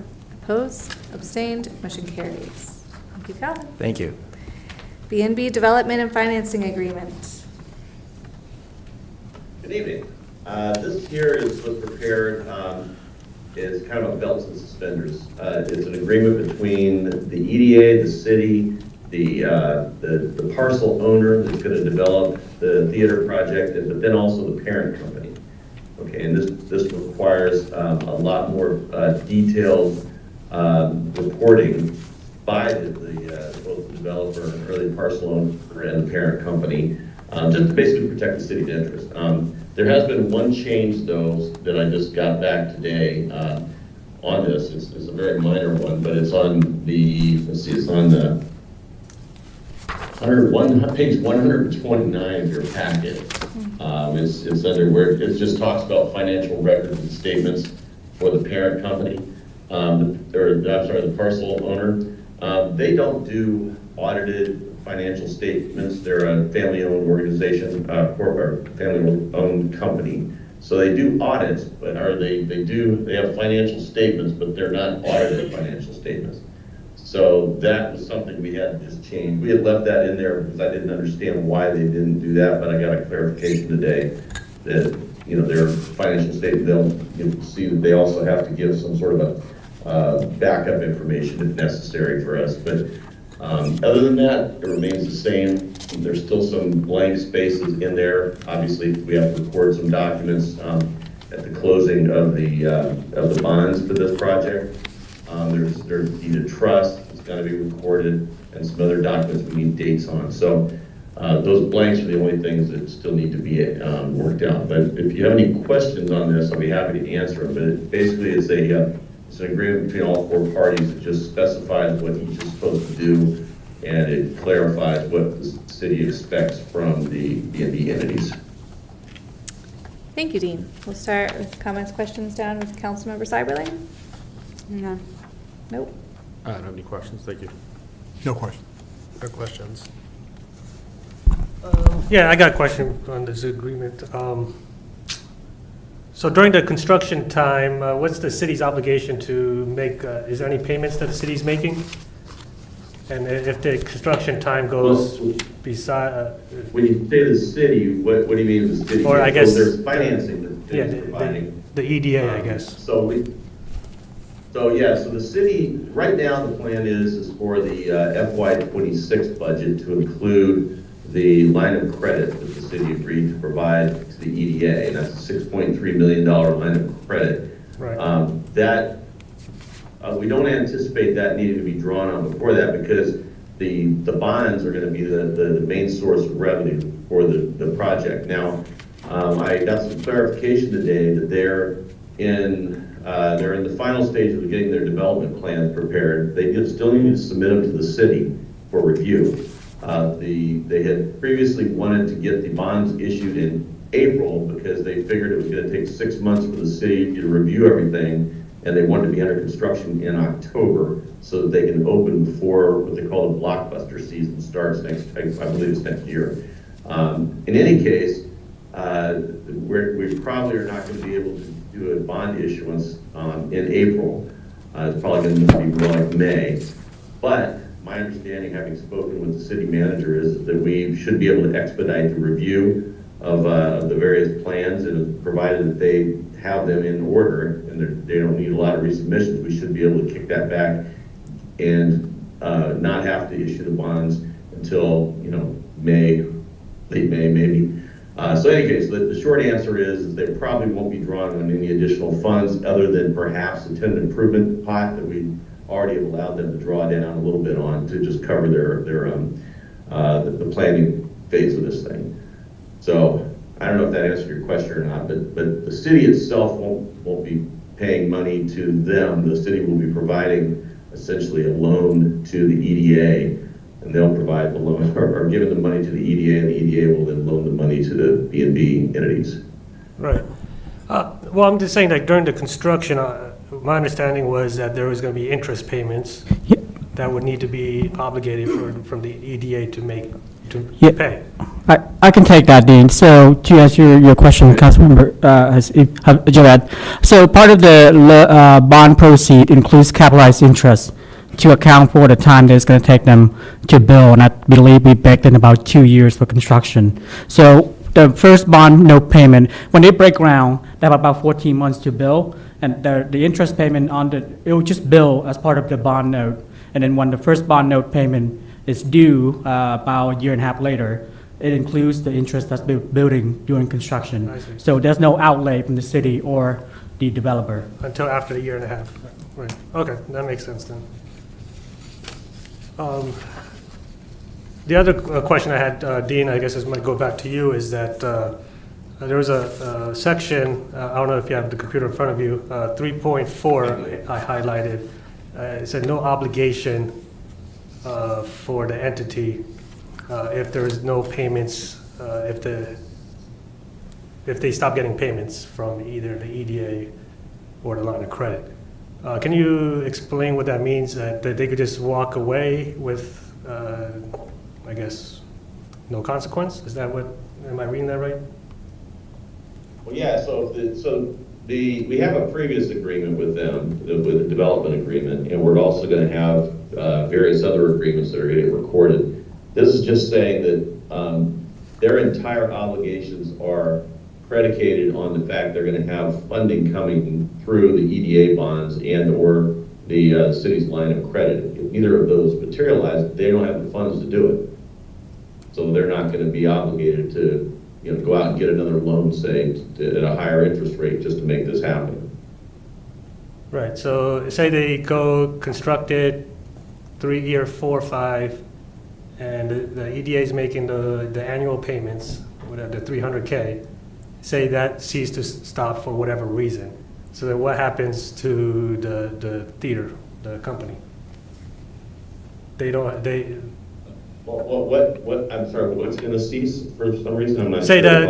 the annual payments that the EDA is paying, I guess the 300K. Oh, so the city is obligated to appropriate the funds to give it to the EDA. Okay, so it's kind of a little bit of a movement of funds, but essentially the EDA is borrowing this money, the city's giving its backing. The city has agreed to supplement certain payments with the admissions tax, and if the admissions tax is not enough, then to supplement it from other sources. So the funding has to be there, but this piece here says that if either the bonds aren't issued, okay, so that would be here in another month or two, the bonds aren't issued, or down the road, the governing body doesn't appropriate the funds. I mean, that's really what would happen, because if the governing body doesn't appropriate the funds to give to the EDA, that's going to cause just a domino effect. And that's what they're saying, is that for some reason, the city's governing body doesn't appropriate the funds, they're not going to continue on, they're not going to be obligated any further. Now, practically speaking, as you said, 3 or 4 years down the road, the project will have been built.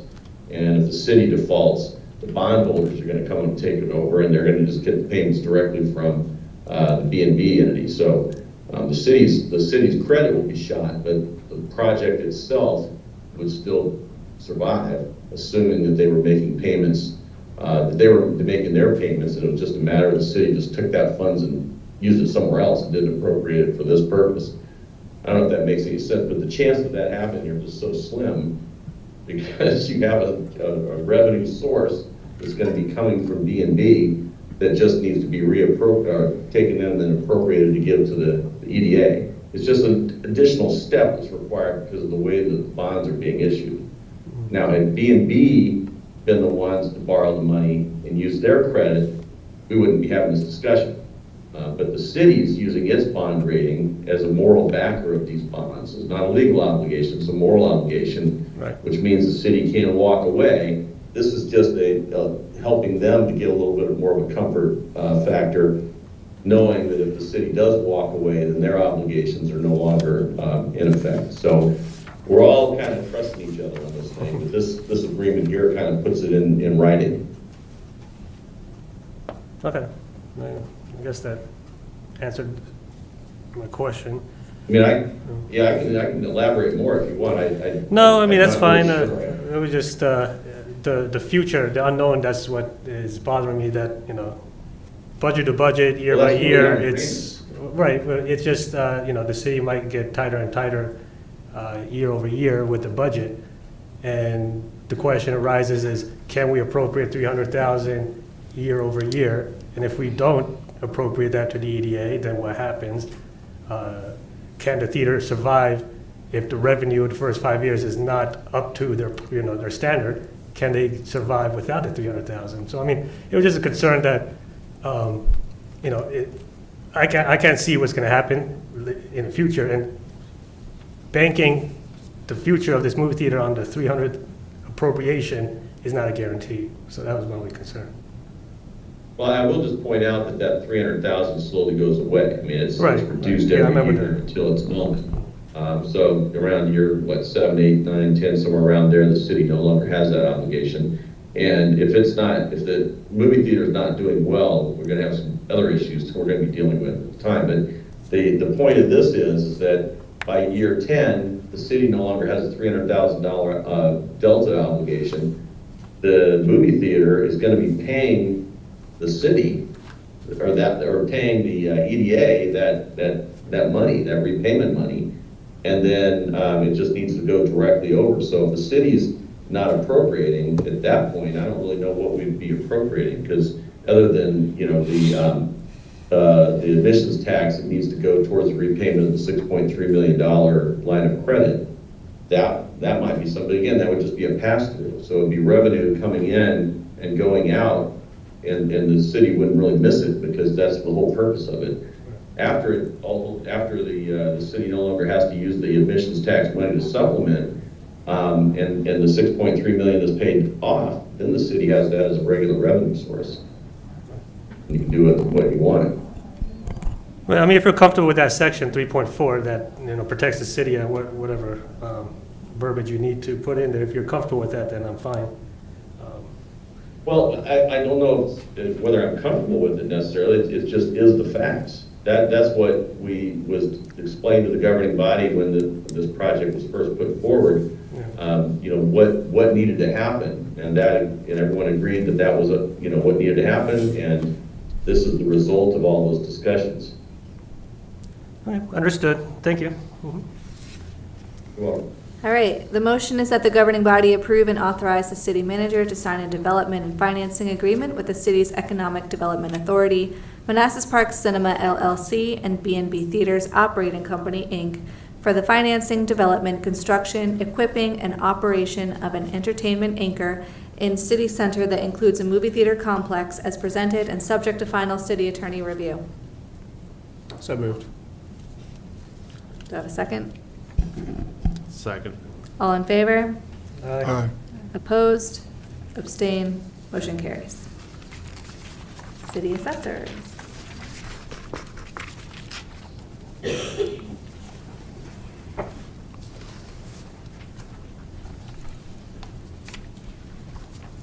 See.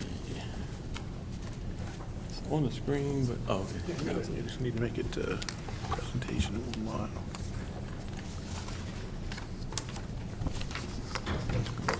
N to go forward, P to go back. All right. Good evening, Mayor Mensing, Vice Mayor Moore, members of the governing body. Those who don't know, my name's Darius Gould. I'm the city assessor for Manassas Park. And tonight I'm here to request approval to contract with C3AI for their residential property appraisal application. Just want to note that, Trevor McLaughlin with C3AI is here tonight as well. It's been definitely a pleasure to work with, and has found many solutions and overcoming obstacles to make this more feasible for us. So tonight I just want to briefly highlight, some of the challenges we've been having with our current tool, and why I feel like C3AI will largely address all those issues and, be a great tool for the city and for my office as well. So, here. Okay, the goal for our assessment office, is always accurate and equitable assessments. So the first tool we tried here for these last two cycles is value-based. Even when we contracted with value-based, we were interested in C3AI, but at the time it didn't seem financially feasible for us, and value-based was the more affordable option, so we started out with them. Value-based, they're kind of a machine learning driven, create automated valuation models. So they also use AI. Their methodology is somewhat different than how C3AI does it. So they has been a help in some ways just to improve the overall values for the city, but there have been some challenges with it as well. One I note is the kind of manual process. Theirs isn't an actual software application. They kind of give us all the values. We pretty much send them all of our information. They kind of run it through their system, and then they send it to us in Excel. So there's kind of more work for us to do to kind of sort it by neighborhood, by property type, by different characteristics, by size, and to review all the values that they send us. Typically still have to, we don't just accept them as is, so we'll make adjustments to those and kind of have to add formulas to the spreadsheet to make sure things are in line. So it's one challenge. I guess in that too, there's always room for error. If you throw off a formula here or there or what have you. There's also a lack of data integration with CAMA. So I guess once we do all that, finalize the values, we have to kind of put it in a format that we can import back into our CAMA system. One major challenge has been, if we have a property or a group of properties where we've updated the property characteristics, say there was an addition or, we had incorrect square footage or something on the house and we update that. If they already sent us some values, there's no way for us to, kind of recalculate values on those properties. And right now, the only way they have for us to, refresh values on those properties is we basically have to start from scratch, send them all our data, then they give us new values, just to update those, one or group of properties. And then also in that we had an issue where it changed values on other properties that we didn't want to touch. So it's kind of, makes it more of a challenge there. Also, there's lack of transparency. There isn't a way to see kind of how those values are developed and what components kind of it went into creating that value. And then also there's some limited uses with using value-based where we could really only use it for the reassessment. They also give us one other kind of visualizer tool where we can kind of just see the values on the map, but there aren't a lot of uses outside of for reassessment. So C3AI is a more comprehensive solution, addresses all these challenges that we currently have with value-based. Just to briefly highlight kind of what C3AI's property appraisal application says. It's like alliteration there. I always stumble over putting those together. Well, their application produces accurate and equitable market value through enhanced AI modeling. There's a workflow that allows us to either accept the AI value if we're fine with it, or to adjust the value, so we can always kind of go through and review, accept. And I guess one interesting tool too with that is, whatever values we adjust, it learns from the changes that we make, so that the next time around it takes that into account. It provides evidence packages for each property to kind of shows how those values were derived. It also provides other useful tools, like some market data dashboards that kind of track what's going on. There's MLS sales are kind of built into the application, so we don't have to go to MLS to search for sales. There's a data cleaning tool where basically it's looking at what we have in our camera system and what's the MLS, and then it'll alert us if there's differences, so we can review those as well. And there's other tools built in with that as well also. And just to discuss, last summer we were able to do a pilot with them. It was one day Trevor gave me a call and was like, "Hey, I got this opportunity for you," and they were offering a special for a short period of time that we could do a pilot with them for just $1 for the city. With I guess Google was funding the majority of it. So otherwise, it would have cost us over $100,000 for that. So that was one obstacle we had initially that we were able to cross that hurdle thanks to that opportunity that came up. So with the pilot, these just highlight some of the results from that pilot.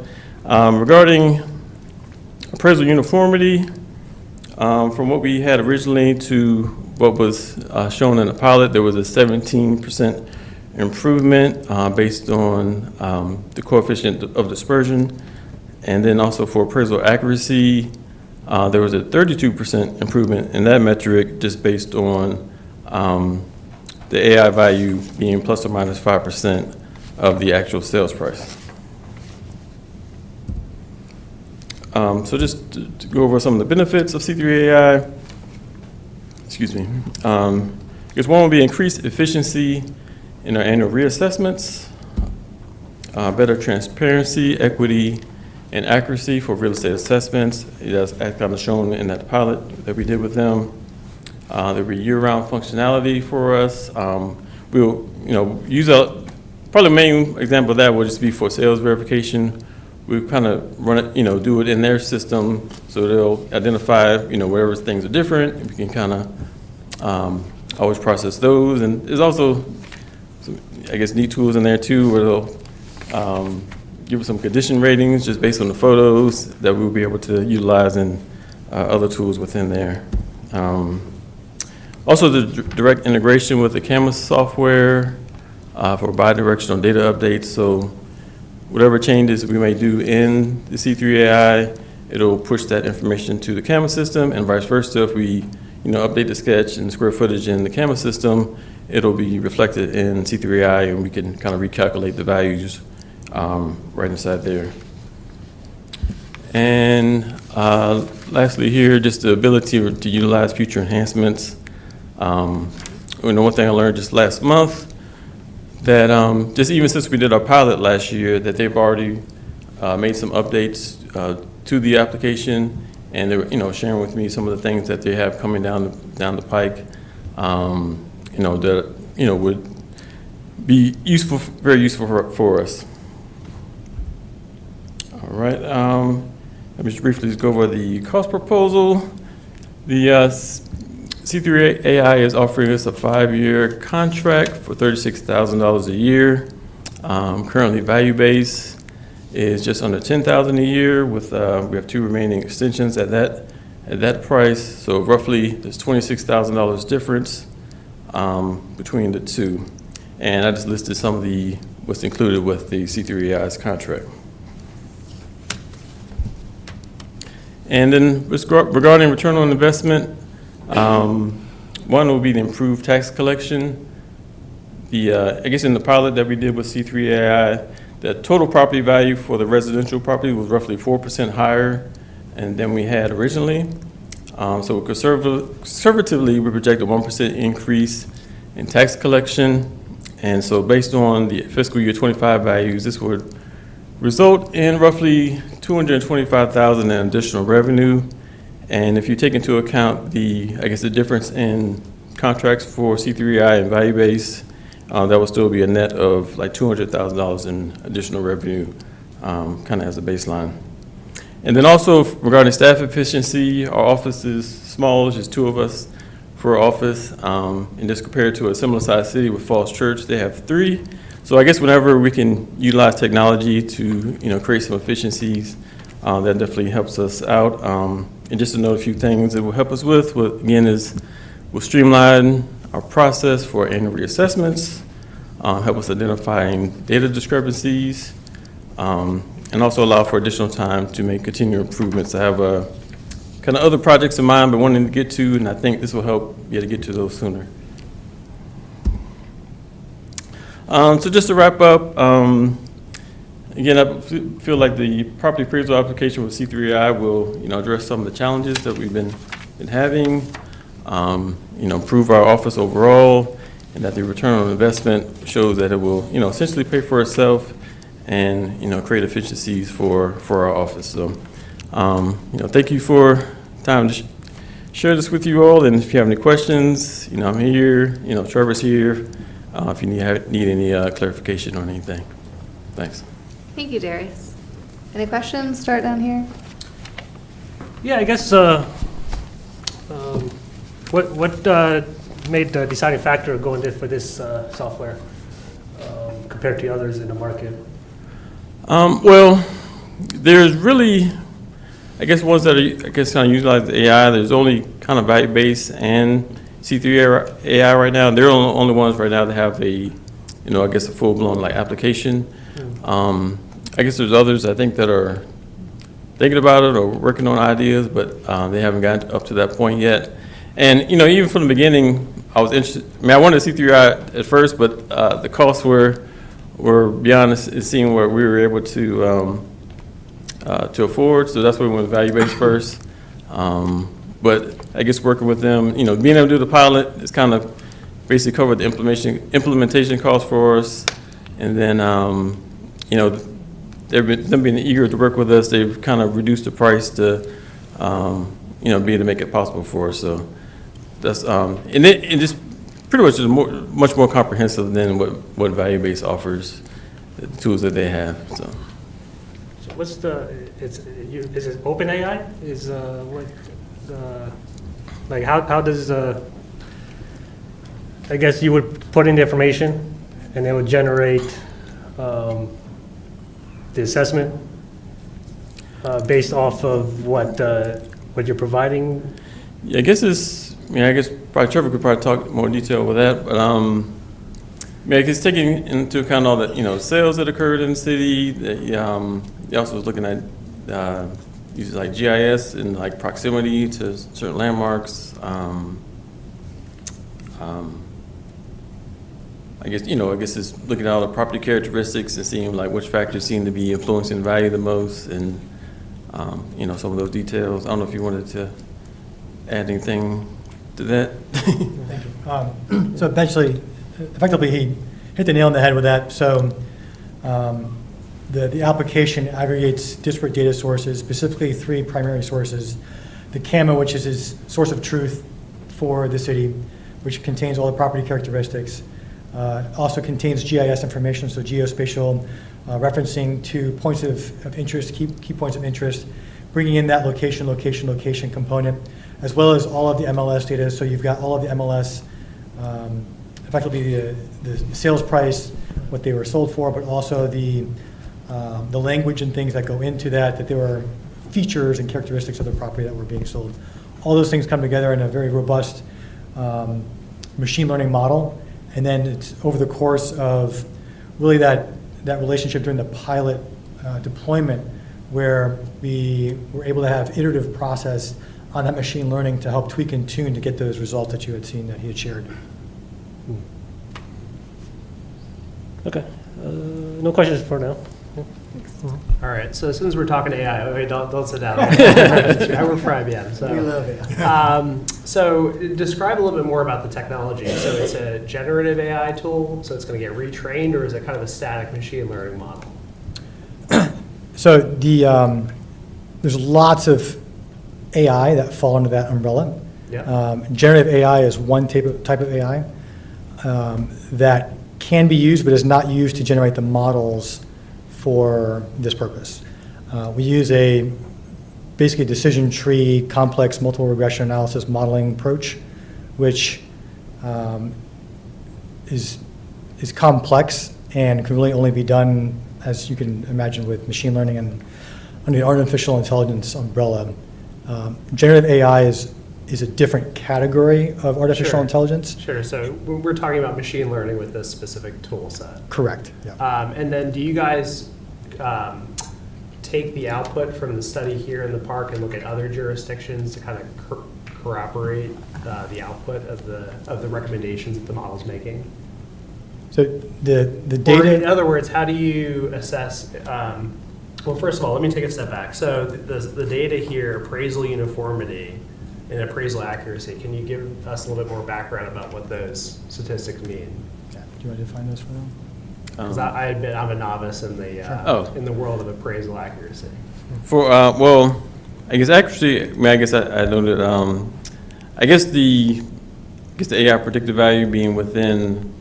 I guess in that measurement was between 5% plus or minus the actual sales price. So that's the accuracy component. I guess being kind of grouped around actual market value, and then the as far as what I was saying, equitable. What was that? Uniformity. That's where I'm looking for. I guess just kind of being, kind of grouped around. I guess how you put it, around a median. I guess they use the coefficient of dispersion was the measurement, but I guess it's kind of how far I guess the values are kind of aligned together. I guess really for like similar property types. So like let's say all 3-bedroom townhomes, certain square footage and a certain proximity, and you're saying, okay, this is the distribution. Here's some that are above and below the mean, and then we want to bring them more in line. Exactly. So the metrics that were defined, PRD, these are standard metrics which are really defined and upheld by the IAAO, which is International Association of Assessing Officers, an international body that really sets the foundation for what makes fair and equitable and uniform assessments across the world. The COD and the PRD are in the accuracy are three primary metrics that we look at in order to make sure that we are bringing at least as good of results, if not better, than what the standard practices are. Sure. COD, the dispersion, if you think about what you're just defining, here's a sale price of a house. All the homes that look and feel and kind of smell like that flavor of house should be pretty tightly grouped in terms of pricing. Some models or approaches, if it's left to human bias or other methods, could create a lot of dispersion in pricing. Sure. And the PRD is a measure of how far above or below that median or middle point is, right? So you want to have very tight values. And in the approach that we've taken with the artificial intelligence and machine learning, by creating more accurate values and reducing the dispersion, getting closer to that true fair market value, which is what we're pursuing, we've actually been able to improve the overall results for the city.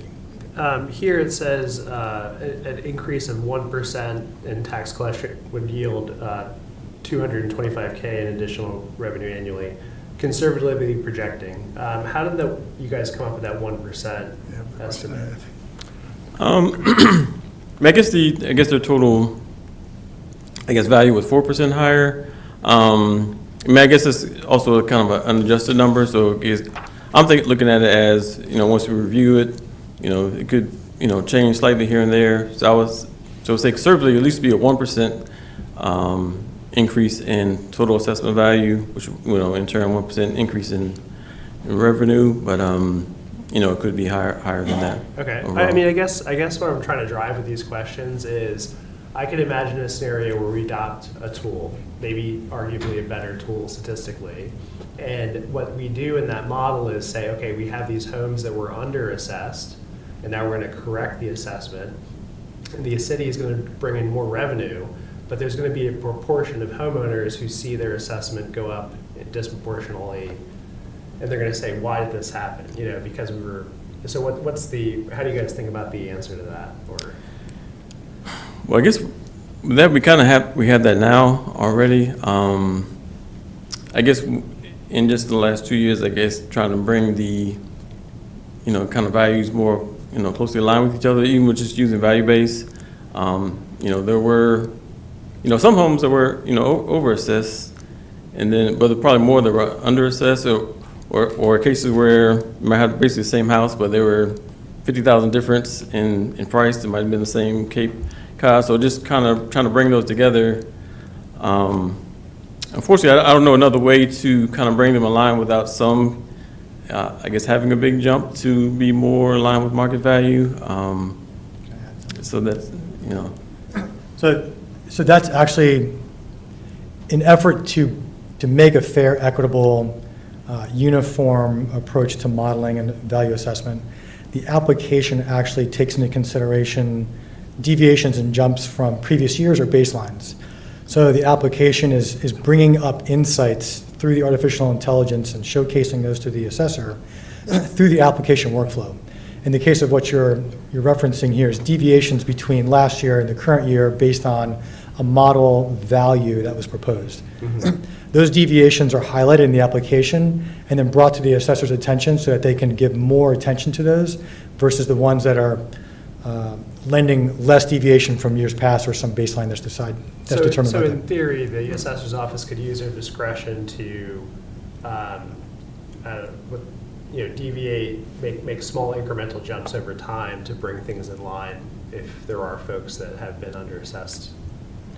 Yes, the application absolutely provides that capability and functionality within the application. So it's the human-in-the-loop approach to artificial intelligence where there's full disclosure with the evidence package of how the values were determined, showcasing the contributing positive and negative factors for that valuation, and then showcasing that for the appraiser such that the appraiser team has both the visibility of those values, the deviation from last year, and can make a judgment call with all the data in front of them, whether or not to accept that value, make adjustments, accept, or choose whatever really value they want to go with. Okay, all right, thank you. Vice Mayor? Yeah, thank you, Darius. I had some similar concerns that Kevin raised, not necessarily with the technicality that Kevin has. I mean, he works for IBM, and I'm just a lowly retired government official. So the higher assessments that's predicted, the 4%, I think that's going to be a shockwave in our city when it comes out that they're assessed values, because people already think that they're assessed values. We hear it every year when the city governing body reduces the property tax, and we have for the last 4 years. But their assessed value has gone up, and so they don't see the difference. And now we're going to say it's going to go up even more for 4% of the residents. I just hope that the city will market this new software and let the citizens know in advance that, it's coming, and that, we may expect some fluctuations in the assessment because of we're collecting better data and things of that nature. The 1% tax collection, increase in tax collection, I don't see how that works. Again, and I know Kevin probed that. How does this software increase a family's ability or willingness to pay their taxes? I mean, you said they're Because it says it increase, a 1% increase in tax collection. And I'm just wondering how that's going to happen. I could usually I guess taxable revenue, I guess you can look at it that way. I'm not sure if I fully understand. May I try to the question. re-clarify? Sure. I think, if I'm making an assumption, that if we assess, if using the new tool, if the assessment is done properly, that some percentage of properties will be reassessed at higher values. We'll get more. And we'll get that 1% number. Okay. But that means without us changing the property tax rate that people pay, some folks will be paying more. To your point, some people might be paying less, but on balance, it'll be more people paying more. So it's I not a think. tax collection in that sense. It's Correct. It's a net increase to our revenue based on. Okay, that's fine. I get it then. When will this start? We buy the software, and we probably will tonight. When will you start assessing using this tool? It'll be the for, CA? I guess, next year's assessment. We're just pretty much just finished wrapping up for this year. Actually, supposed to be scheduled to mail out on Friday. So we'll be trying to utilize it for next year's assessment. Okay, fantastic. So it does give us some time to warn or inform, educate our residents. The other question I had was, this line item was originally budgeted at 10,000. We're going up to additional 26,000. Where are we finding that? It wasn't clear to me in the information that's provided here. The needing of an additional 16,000. I think, I don't have that in front of me. But really, it'd be additional 26,000, I believe. If it's budgeted 10 and we're gonna go to 36 a year Right. for 5 years. Right. I'm not sure. I don't have that in front of me. Carl, do you recall what the I don't account remember either. was that? I'm sorry. I don't remember either. Okay. I don't have that. We can find out. In front of me, yeah. But rest assured, we ran it by Tony first to make sure we don't do anything wrong, so. It's included in the 26 budget. The 36? The proposed budget. Okay, yeah. Yeah, so with the budget we'll talk about next week, it's included in that. Gotcha. So, yeah. That's great. Thank you, Tony. Okay. Okay, was there another question?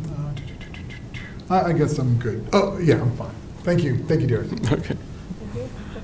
Yes, I have a question. Thank you for the presentation. So it's a web-based full client machine. On your GIS, how often do you update your GIS shapefile? The GIS shapefile?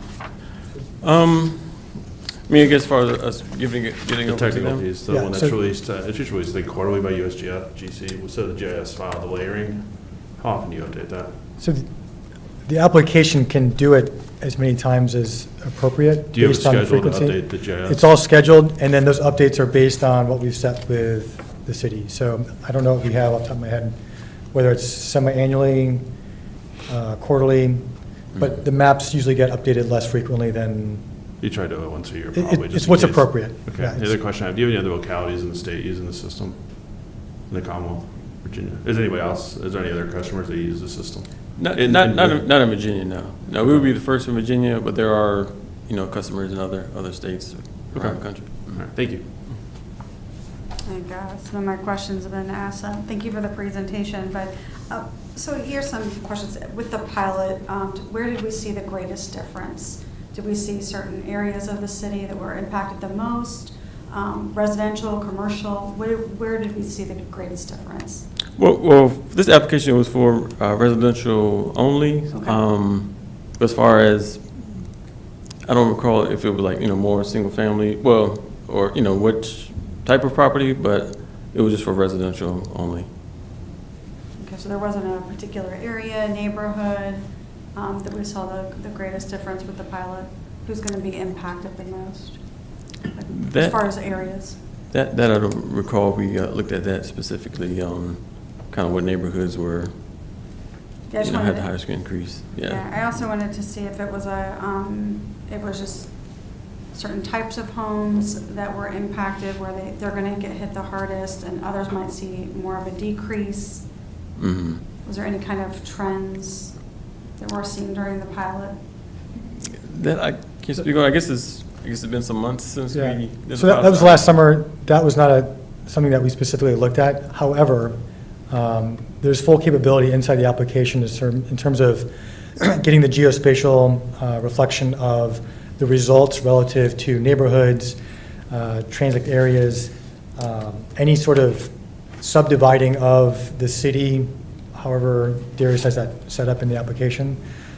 Really at a very, click of a button glance, you can review all of those statistics. So as we go into subsequent years of reassessment, all of those questions can be answered really quite easily. Yeah, because I would like to know if it was like mostly the 3 bedrooms, the 4 bedrooms, the 1, where did we see and who's going to get hit? The other one was, I guess this was already asked or alluded to, that we did not use the pilot values for our last assessment. Correct. So that was not used. Mm-hmm. And then the other jurisdictions. So have you run this application against surrounding jurisdictions here to kind of do a comparison to see if you also found the same kind of increase as well? Like if you've run it against Prince William County data, just to see if you got similar results as far as increase. So we ran it against the Falls Church, and we found similar improvements there as well. Okay, so then we will be valuing ours more accurately, which will be higher than our surrounding jurisdictions. You mean higher as far as values or median value? Yes, they'll be more accurate, but they will be higher than our surrounding jurisdictions. So to that end, I don't want to say yes or no. It's all based on the data, and it was trained only on Manassas Park data. So City of Falls Church data was not incorporated, nor was Prince William County, nor was Loudoun County, nor was Manassas inside the data set that trained these models. So the only data set it's comparing itself to is itself? Who are we being compared to within the data sets? You're not being compared against anybody. So It's an internal standard, is your previous results against the C3AI models. Go ahead.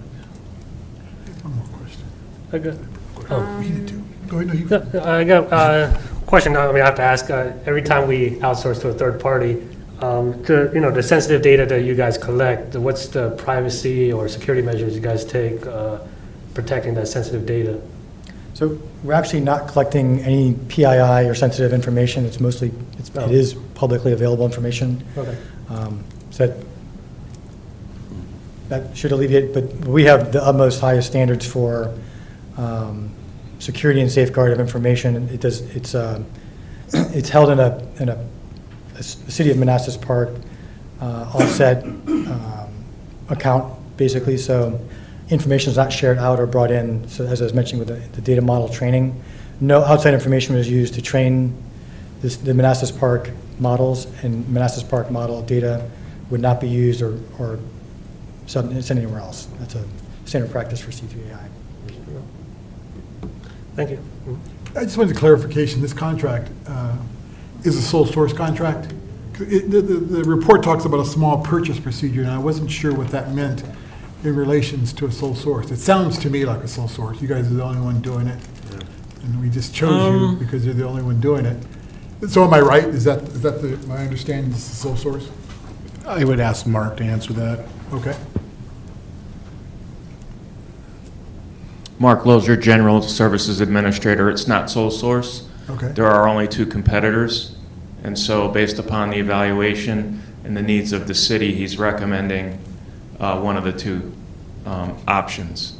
So he's moving from one to the other. Sole source is you have to declare it's the only possible tool that can be used. That's not a sole source because you could stay with value base if you want to and pay $10,000. He thinks the tool is much better and it brings back the return on investment. So you're not declaring a sole source because sole source criteria is not met in this case. So small purchases, we must provide competition, and the competition is getting the price from, value base and getting the price from C3I, but factoring in everything that was necessary and that will increase the return on investment from the more expensive options. So it falls under the $200,000 small procurement procedures of the city, which requires competition. Well, it was a competition amongst two So peers. Value Base submitted a proposal? We didn't, I don't know if you asked them for a proposal. That was. So there was no RFP done at all? No RFP was done. Why not? I wasn't asked to do an RFP. It was a pilot project, and I was brought in after the pilot project. If you wanted to do an RFP, we could do an RFP, but, that's. It seems to walk like a duck and talk like a duck. It sounds like a sole source contract to me. It's not legally a sole source. They're recommending to you to purchase this, and it's under the $200,000 threshold. But the competition wasn't there because the other vendor didn't have an opportunity to respond. We weren't asked to source it. Asked by who? By city management or anyone else. Are we writing another contract in order to procure it? What do It we- was a pilot project done last summer.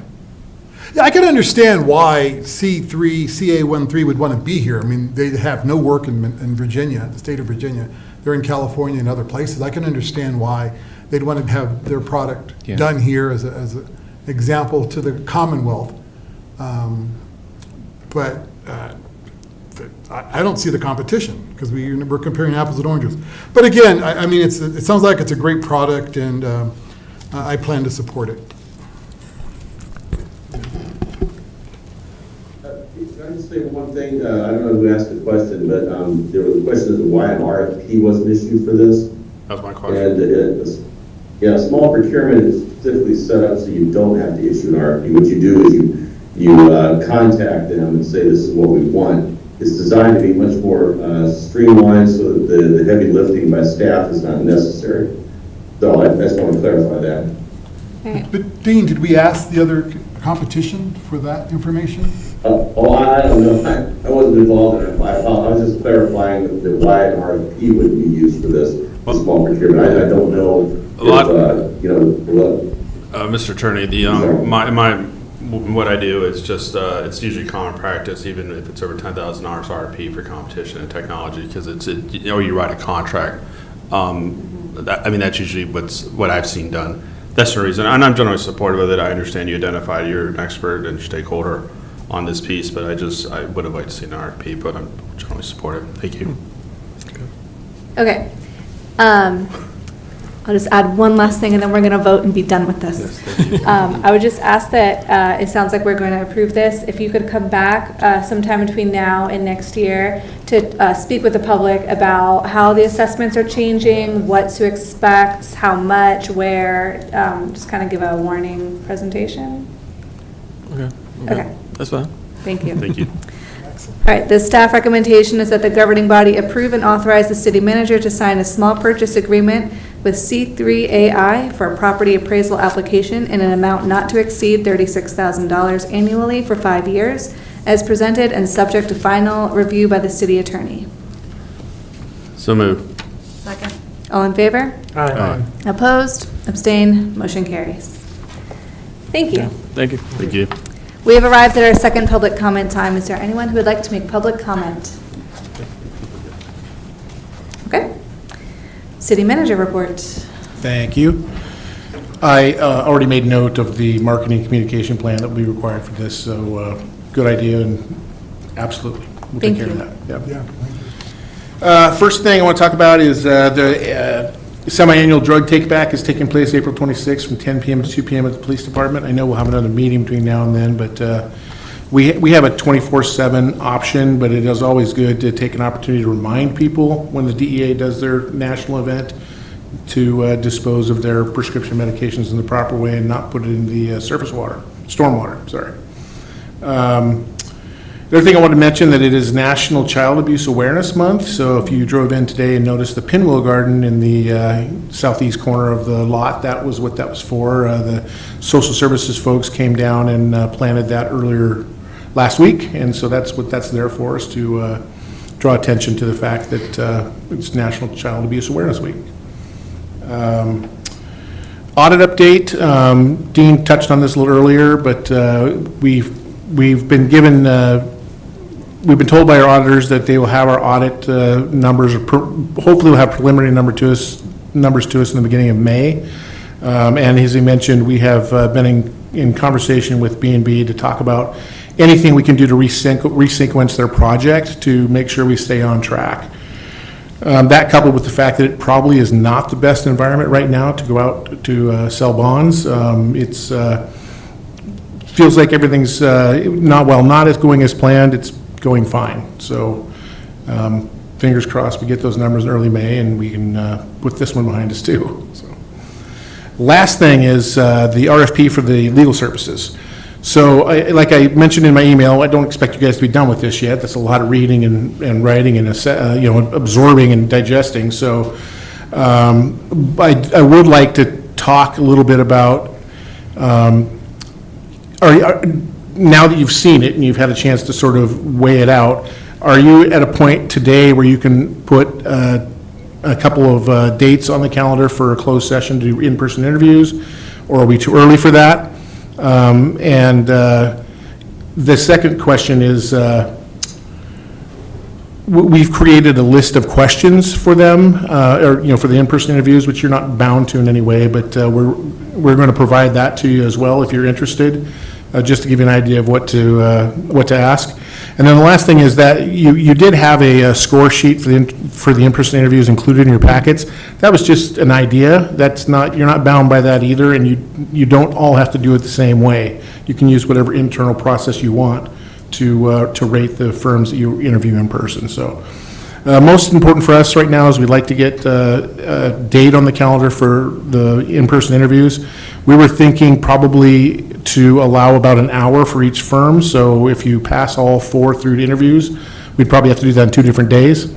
If you don't, then we can figure out, how long you want to, interview whoever ones you do pass through. So do you have any ideas? Could you perhaps send an email to us with 5 dates? Sure, absolutely. And then we can select from them some sort of doodle poll or whatever Kelly used brilliantly last time.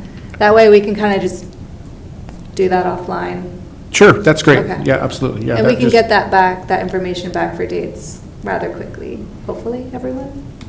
And also, as you finish your scoring, please get that back to us too, because if all of a sudden they'll appear tomorrow, then that'll change the dates we send out, as options, so.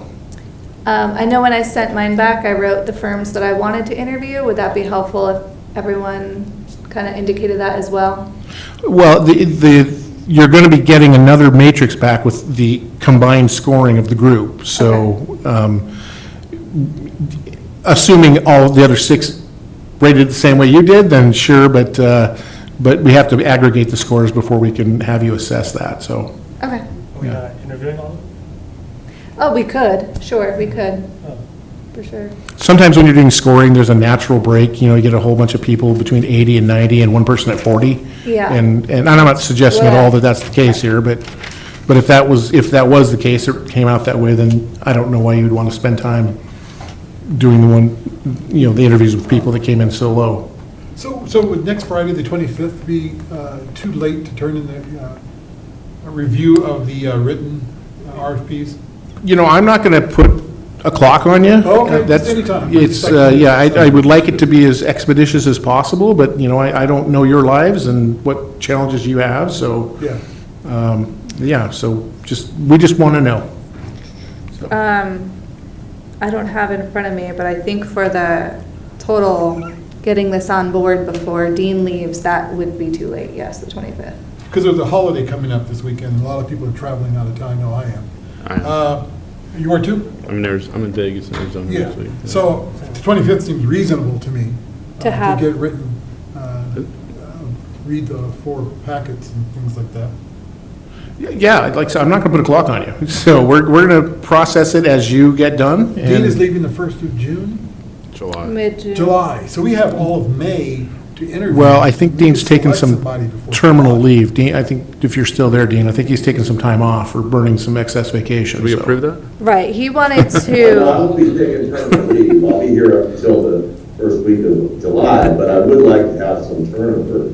I'd urge you to try to do it sooner rather than later. right, so we had interviewing the RFPs by the 29th, because then we have to enter into negotiations, we have to award it, and then Dean would like turnover. So this was sent to us last week. We had last weekend to look at this, we had yesterday to look at this. We have this week, this weekend, I'll be gone this weekend. so, Maybe the 20, you said any date. You said just whenever we get them in, right? Yeah, you guys can decide amongst yourselves if you want to set a date, but I'm not going to set a date for you. for purpose of having firms in to interview, I do think that it needs to be sooner than the 25th, especially if our last interview date was the 29th, according to our original calendar here. Getting the scores in should be earlier than the 25th, I agree. I mean, that, you can be on vacation and still get your scores in. It took me 2 hours of sitting down and I read them 3 times. Okay. Are we trying to do interviews before May? No, I'm not talking about the interviews, I'm Oh. talking about the email that we got last week. Yeah, I know that, but I'm saying when, if we even get it by the 25th, we could do a first round of interviews first week of May. That's putting us behind schedule for the turnover and the awarding and having Dean offload. So then it goes back to my next question, you want to do interviews before May? Is that the intention? The last week of April, you want? We had it the last week of April here. So you want to do on the 29th, the interviews? It's possible, since that date is already set for us. I don't know what's on the agenda yet for that date, other than a budget work session.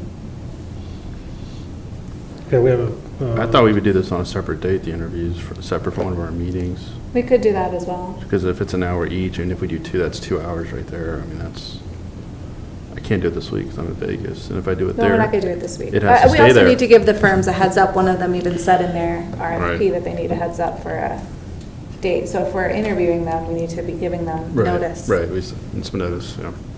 Do we have anything on the 6th of May? Yeah, we have a meeting, we have presentations, we have public hearing Oh, for we have the a regular school meeting on the board, 6th? voting on the tax rate. Yeah. So in the meantime, read your email, read the RFPs, and try to get them in by the end of the week. So that, and send the doodle poll, please, and we will have the interviews arranged. Yeah, we'll send a lot of options on the doodle poll, just to make sure we get as much as we can out of it, but, That'd be great. yeah. Thank you. Do you have anything else for manager? I do not. Thank you. All right. Closed meeting. Dean, could you read us into closed meeting, please?